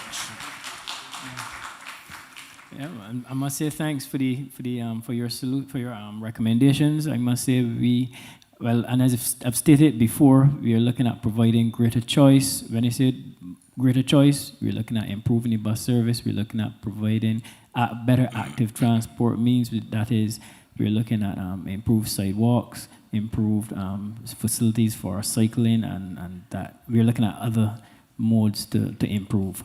That will help to give persons the ability to choose what mode they want to travel by. Just to add very quickly, Renee, I came from, and I can say Renee because we went to school together. She was younger than me. But I just came from the Ministry of People Empowerment and Elder Affairs. I have not forgotten who I am, you see. So, yeah, the social component for sure. So in all the discussions we're having so far, we are discussing sidewalks, walkways, the capacity for people to be able to move freely. I would add two things. During the estimates, we announced that we were going to make Bridgetown accessible basically from the port right through town and a few other side roads. When we were building out Sterling up the road, we determined that, because right now if you come from Sterling down this road, you basically have to walk in the road. And we were going to build, and I still think we are going to build, and I think we should do it all the way past Sterling, to be truthful, for persons to be able to walk to Sixth Road safely and walk back. For persons with disabilities to be able to come to Sixth Roads and go back. So that as part of the build-out, we're not going to ignore the necessary social component. And surely while I'm in this seat, that is not going to happen. So we're going to make sure that the roads we build have access for persons with disabilities. Barbados is an aging population. Most of us in this room, not all y'all, but most of us in this room are past 45, surely, because the average age is about 46 in Barbados. So we are all going to be facing this in the near future. So I take the point, Renee, they're very, very good points. I also understand the other points in relation to the things that we need to do so Barbadians feel safe. It was never meant for the overpasses or the flyovers to hijack the conversation. That was just one of the many things that we're going to be doing to allow traffic to be a little bit smoother. Thank you. Thank you very much. We move now to number 11.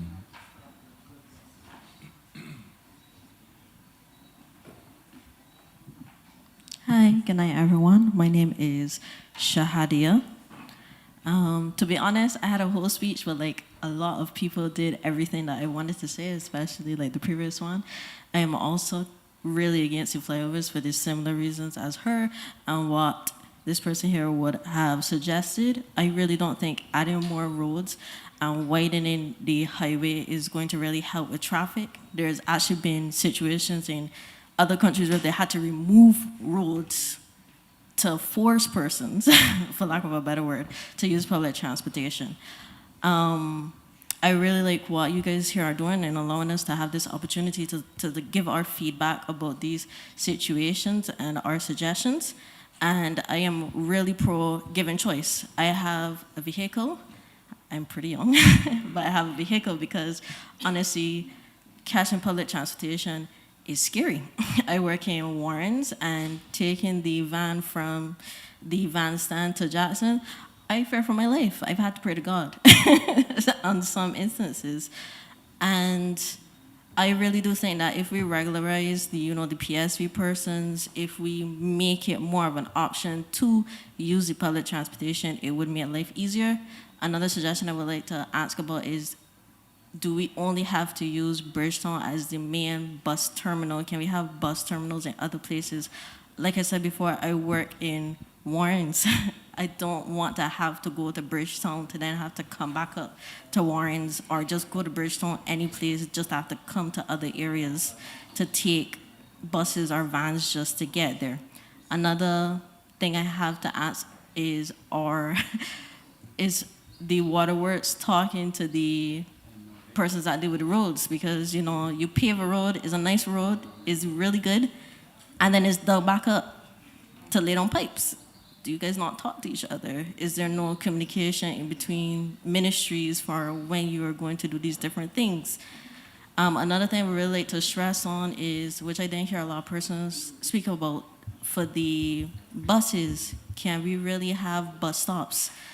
A lot of our bus stops are poles and bush under the sun, and as you just described, we have an aging population.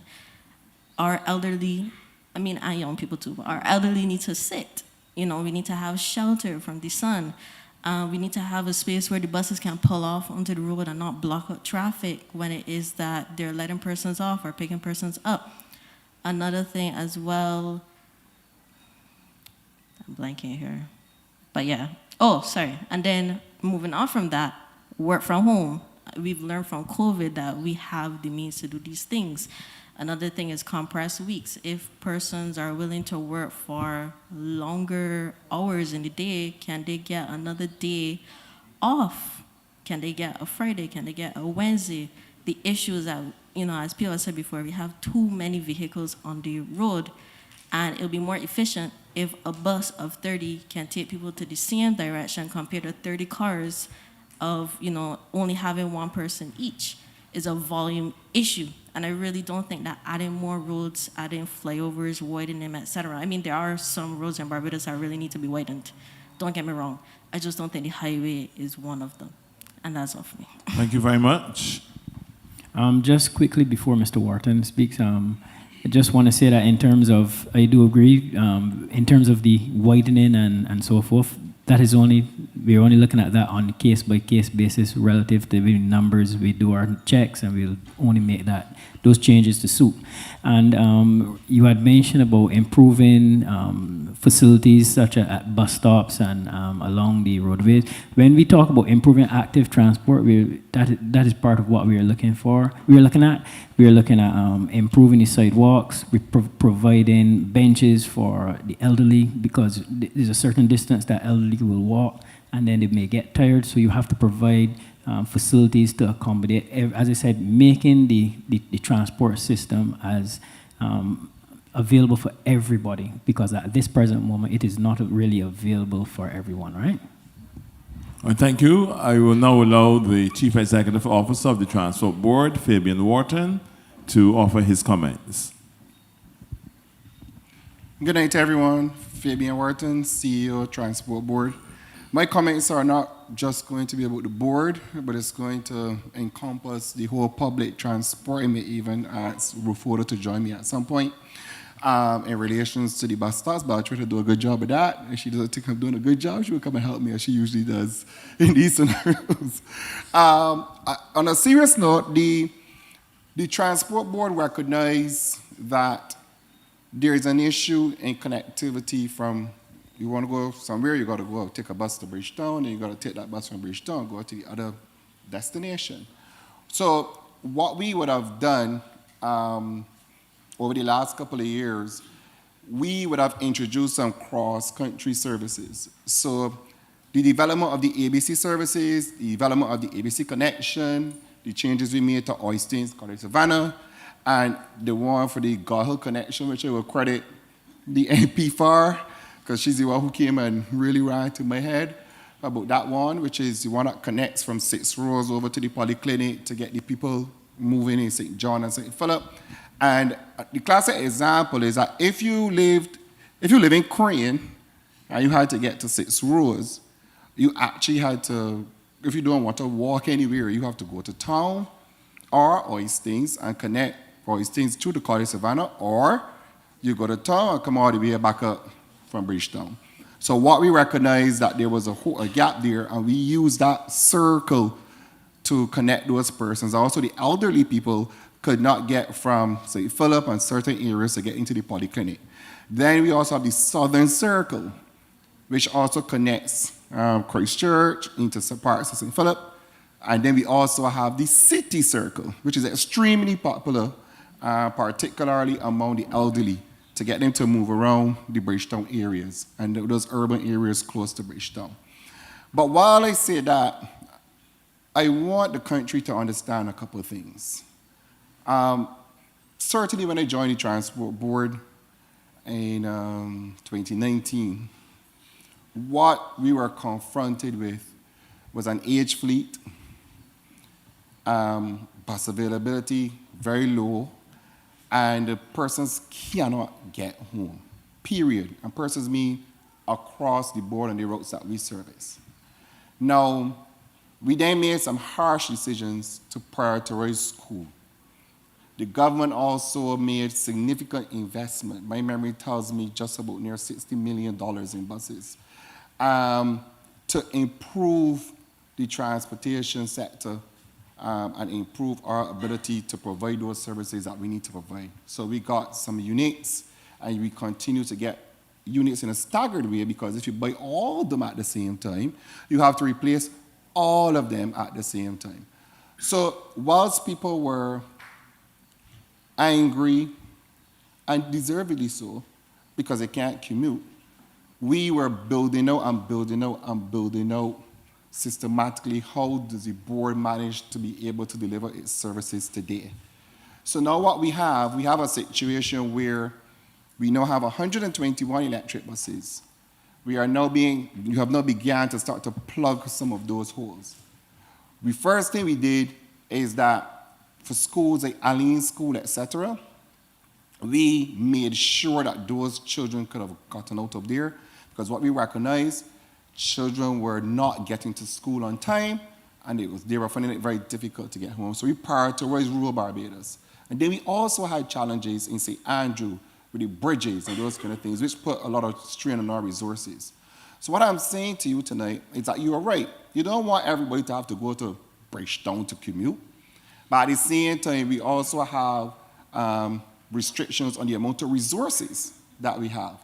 So therefore, it forces us to prioritize what we do, how we do it, and what's the best way to do it. So I want to thank those persons who had to endure great hardships in the north, especially and in St. Andrew, for the patience, because now they are getting significantly better services. But at the same time, the board, along with the Transport Authority, and when we complete the Barbados Mass Transit Authority, we would then now be in a position to look at the combination of the private PSV routing plus the Transport Board routing and do what we consider a route rationalization and a route overhaul. So that then some of these little pockets that you're all talking about disappear, because you now have the overarching body, which is the Barbados Mass Transit Authority, totally controlling the public transport space. Right? So that is where we are heading to. Hopefully we are there sooner rather than later, but we are very advanced in our plans, and that is what we are trying to do to get the public transport space better for everybody in this country, because you need to commute, and effective transportation means increased productivity. Yeah? Okay. Oh, and what we have also done is to introduce a lot of ITCs, a lot of information technology into the public transport space. We are going to launch officially Transit BB. I actually launched it on Monday because, to be honest with you, for the time we made that statement, we have seen a lot of downloads and a lot of people have. So it's Transit BB, and it's in the Apple Store, and it's also in Google, the Google Store. So it's Transit BB. So what that app does, it allows you to see where the buses are. If you don't see a bus, the little green icon, it means there's no bus on that road at this point in time. So it allows you to actually click the bus and see where the bus is, what's the expected time to your next bus stop. If you click it now, all the bus stops in this area will start to pop up within a particular geofence space, right? Now, what we are also moving to very quickly is we have it in, particularly for the concessionary ridership, which is the automated fare collection system. That is also in. We are using it for the concessionary ridership for the pensioners and the school children to tap. We are going to very shortly launch that in full for our paying customers. So we are very advanced in our testing, and we are basically there now. And we also internally have the ability to track all the movements of all of our buses, which allows for better decision making. We also now picking up information relative to where people are getting on the buses. So the application allows us to see people movement and determine even where you may need additional bus stops or where a bus stop is not needed anymore. So these are the kind of things that are happening at the board. In relation to the bus stops, if you would have seen that there was some commercial activity. We have these bus sheds that were put up and stuff. All of that was part of improving the bus stops across the island. So it is a case where we know they got limitations with the road in terms of being able to pull off into a lay-by. Some roads don't have it, so because it says the vehicles, it backs up the traffic. But those are some of the things that, as time go on, I guess would improve. But I just wanted to give the country and you guys here an understanding of where we were, how we started to track through, and where we are today, and how we intend to make this better going forward. Thank you. Thank you very much. That was the Chief Executive Officer of Transport Board, Fabian Wharton, giving an update, a timely update as to the operations, and of course, tying it in with what we are discussing here tonight. Number 12.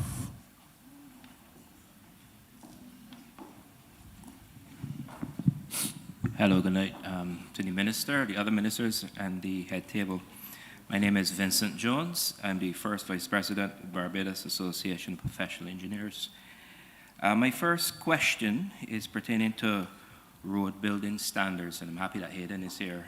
And I wanted to get a better understanding from the ministry of the standards that we're using for repairing our roads and for building our roads. We've had an extensive mill and pave project over the last several years. And I have noted that if I live here in St. Philip, so the run that goes down to Newton, the height of the curbs seem to be extremely high versus other areas. We seem now to have a new approach to doing roads where we mill, pave, and then come back and do the manholes. I don't understand that because when I was taught how to do roads, you set the levels completely, you raise all the surfaces, and then you pave, and that's the end of the story. I'm not understanding the new approach. If that is a new standard that's been introduced, I would like to have a better understanding on that.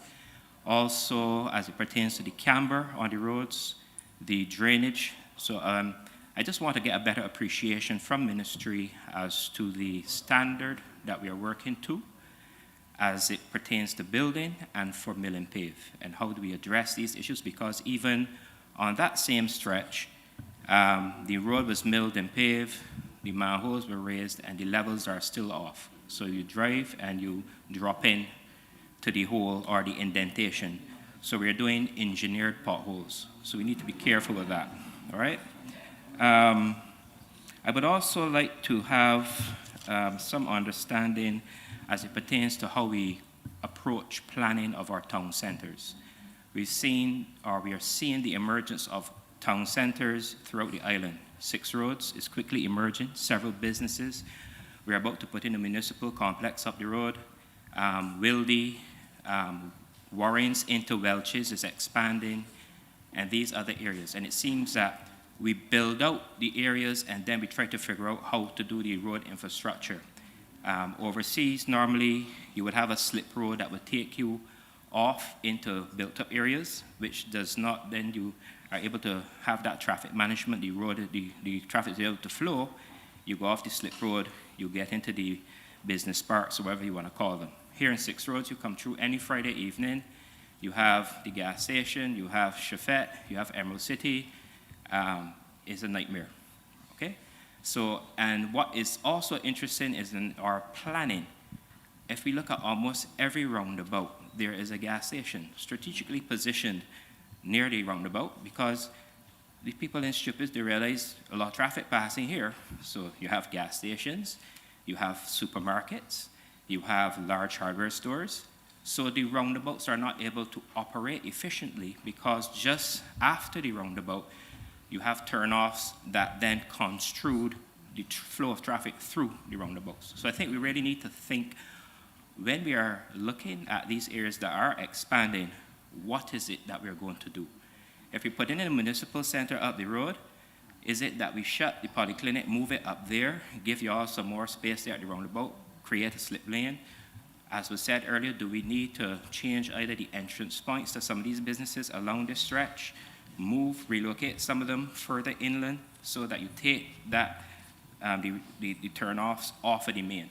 These are things we have to look at. They're not going to be cheap, but if we are serious about traffic flow, there are things we have to look at. And we can't just be thinking, I heard somebody said 5 years. A road's lifespan is about 25 years. That's the sort of longevity and where we got to be looking toward when we are planning our infrastructure. Not 5 years, not a political term, no, 25 years. And it doesn't matter if it is a red party, a blue party, pink party, or purple party that's in. It is everybody's working to this plan because it is better for the country. It is planning long term. The last point I want to make, Ms. Holder, happy that you're here, and it is on a traffic safety issue. We struggled immensely with controlling the PSVs. I heard that we are suspending license. Minister suggests that we look for a nice area and build a sizable car park and start to impound vehicles. Suspending license ain't working. It's just not. We've been dealing with this issue from the time Adam was a lad. From the time, the minibuses was the piece on the back of a truck that was traveling on Deacons Road. That's how long these issues have existed. And we are not getting anywhere, government after government after government. So if we impound the vehicles, perhaps then the owners will feel some of the pinch, and perhaps they will cause their employees to be a bit more responsible. As it pertains to tip-offs, Ruth, any lunchtime between 1 and 3, you mentioned out by the hospital, there's a lovely tree that the vans love to go and park there. And whenever I'm in traffic there, since you know about it, what I'm smelling wafting across the pasture is not perfume. And those persons are then going to transport our children, our commuters, and we cannot be serious, because if you know about it, or law enforcement know about it, but it's happening and nobody's doing anything about it, then it got to be fine. And if it's not fine, then we need to do something about it, because seeing the problem and ignoring it is not dealing with the problem. So we can either pick up the vehicles and park them and let the people go home so that the children don't get killed when they get in the van, or we got to do something serious, because that problem in that particular location, I worked on the QEH extension during COVID. has pre-existed 2019. The tree, one of these days, is going to fly away and get so high. All right? We need to do something about that. Thank you so much. Thank you very much. Jason, you want to offer a response? Well, relative to the how in terms of the planning of the town centers, we do work with, well, town planning is the agency responsible for planning, and we do work with them relative to the long-term planning of the city centers and so forth. So that is one, and I do agree with you relative to the need for a pound to impound vehicles. That will be part of our traffic parking management plans going into the future. And just to say, but thanks for the other comments. Thank you very much. Okay, we move on now to Hi, good night. Thank you for your comments or questions with regard to standards. There are many elements that go into how our road infrastructure and the elements on it perform, like the manholes and so. What I would say is that we're currently looking to review some of the standards, and standards is a broad statement. In some instances, we're talking about workmanship, not just.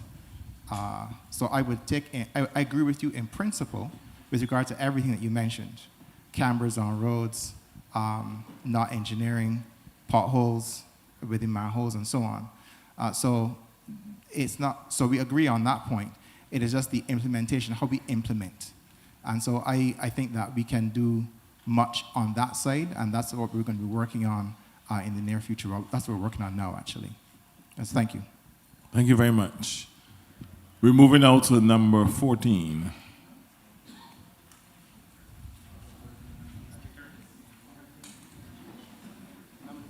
"13 has left, that's why. You're probably thinking I can't count, right?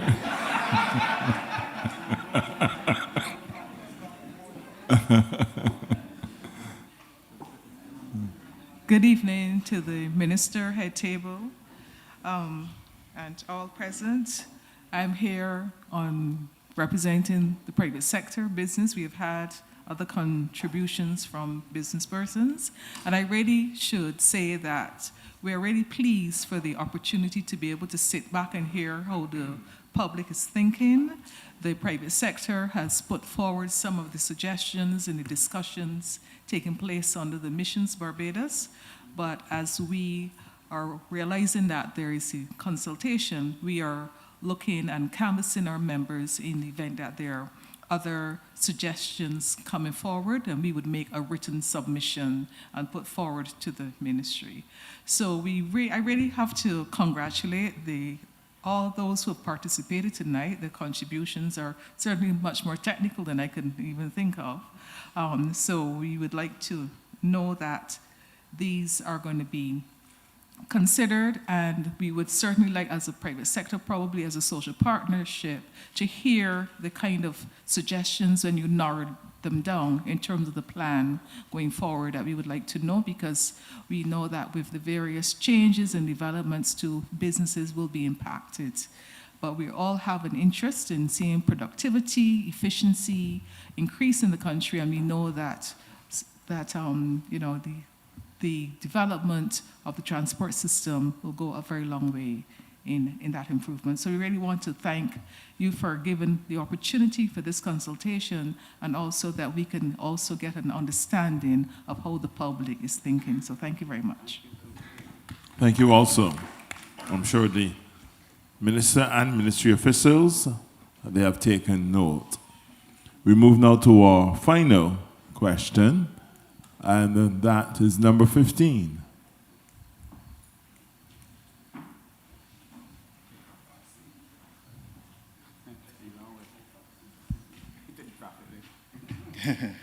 Good evening, everyone. Good evening, Mr. Minister and your panel. My name is Anderson Vaughan, and frequent to Barbados as a Barbadian. I'm here often, and nothing drives me more crazy than being in the traffic here so long.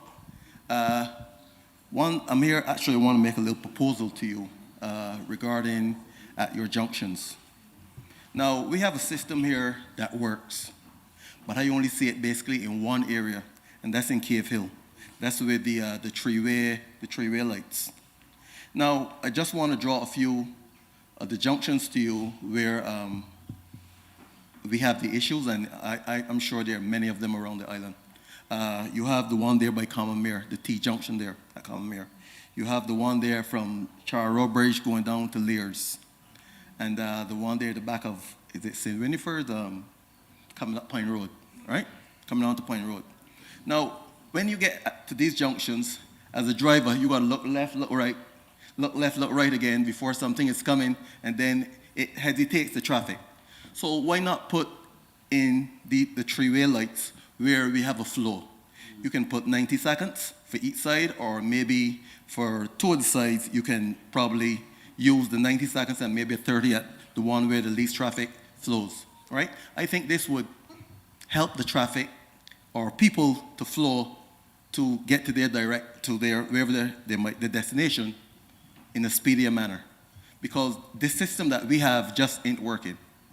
I think it's something that we should try immediately. I probably can go there with a flag tomorrow morning and direct traffic and make it go faster. But that's one thing. Another thing that is there to me also, I also want to add something to that. The traffic heading into the city. It's about time that we free up our cities, and if you want to drive in the city, it's time to pay a toll, right? There should be allotted space, or find some allotted space where people can park and ride, and get into the city. For years I've been hearing something about that, but nothing ever came to the forefront. I think it is time. Also, the shoulder that you have on the highway, that little shoulder seemingly that nobody ever uses. A few months ago, I heard the PM speaking regarding getting Barbadians fit. Now, we can turn that into a bike lane used by walkers, skaters, and anybody that chooses to find a way that they can utilize a bike lane.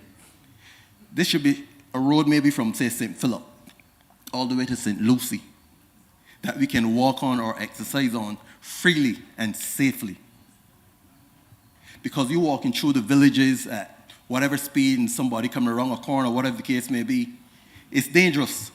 Let's implement something, let's put something in place where walkers, riders, skaters, exercisers can use safely.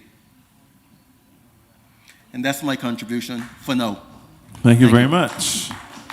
And I note that you said for now, so if you wish, you can submit other contributions via email to information.unit@publicworks.gov.bb, or you can send it via WhatsApp 266-3780.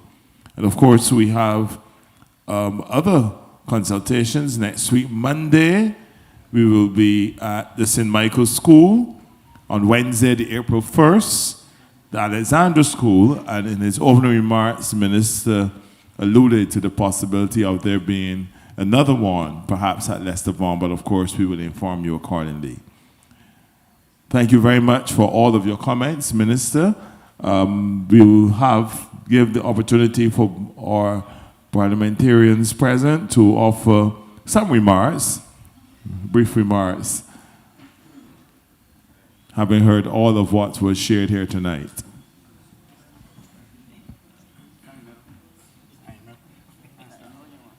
Good night, everyone.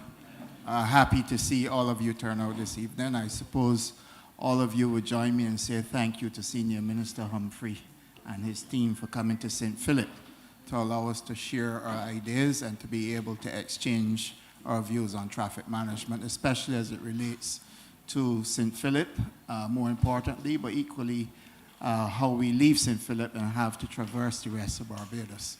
I'm indeed pleased to hear a lot of the feedback we received tonight. I must say to you, though, that in managing traffic, we can't just do it in isolation. We also have to bring along those persons who are impacting the traffic flow. And I speak about the fast food restaurants. I wouldn't name any of them, but there are several models and there are several management tools that can be used in order to deliver good service. And I think they also have to be part of the conversation to see what service models they can use in order for them to utilize the drive-through facility. A drive-through facility, to my mind, is not a place to stand in a line and have traffic build up. A drive-through facility should be just what it says, drive-through. And therefore, that is not happening, and we need to bring them on board to find out how they can improve the deliverables so that you can relieve the congestion there in the drive-through. But more importantly, I'm pleased to hear from all of you. I'm pleased to see the number of faces from St. Philip as well. Andy, I haven't seen you in a while. You talk about creating lanes for bicycles and fitness, etc. I'm pleased to note that we have the nature trails, and I will invite you to come and go on them and see what we have developed here.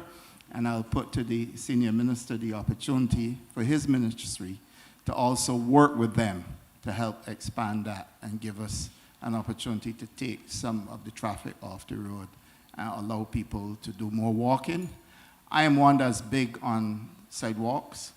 I don't think in a 21st century construct that you should do roads without sidewalks.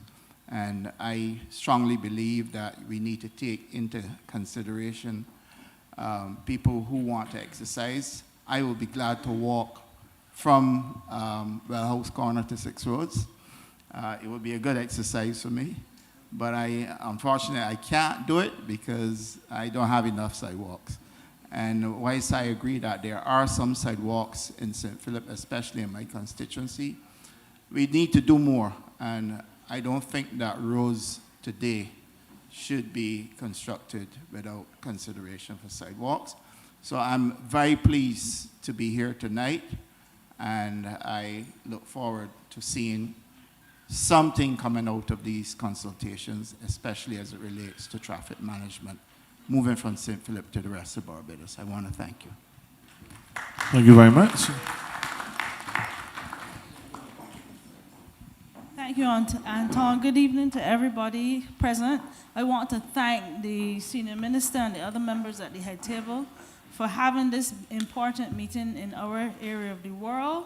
I promised Minister Humphrey not to give him any trouble tonight, and I will stick to that promise. In my constituency, St. Philip North, the main issues are, and I was discussing it with Fabian tonight, and I will discuss it with you in the future, are transportation and a couple of the bus routes, some that need adjusting and some that we need. So we can talk about that later. The bus service is one of the major things.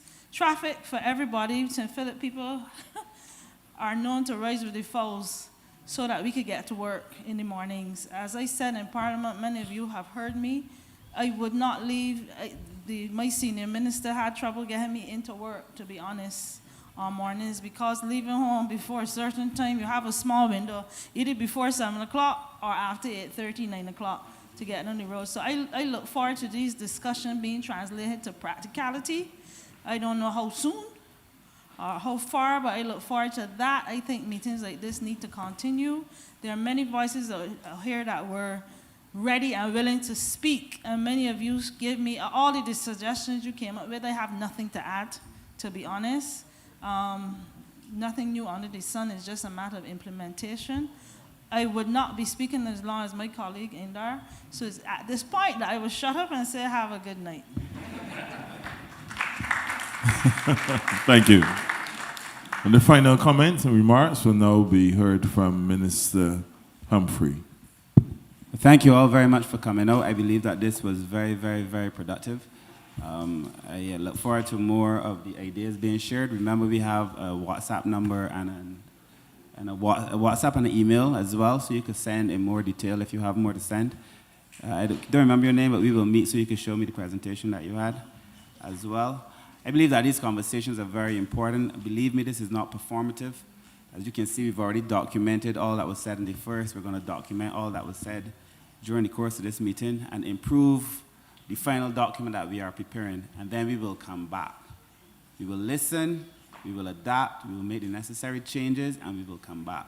I believe that in the very near future as well, I think Renee called them low-hanging fruit. There's some things that we could do now that you should be able to see, like some of the lights. We could adjust the timing on those lights almost immediately. There's some areas where we could paint the roads clearer for persons to see. There's some fairly low-hanging fruit that I agree that we have to be able to do. Richard already spoke to the fact that very soon we're going to roll out an intense pothole program. So you're going to see that happening as well. So those are the early action things that we can take.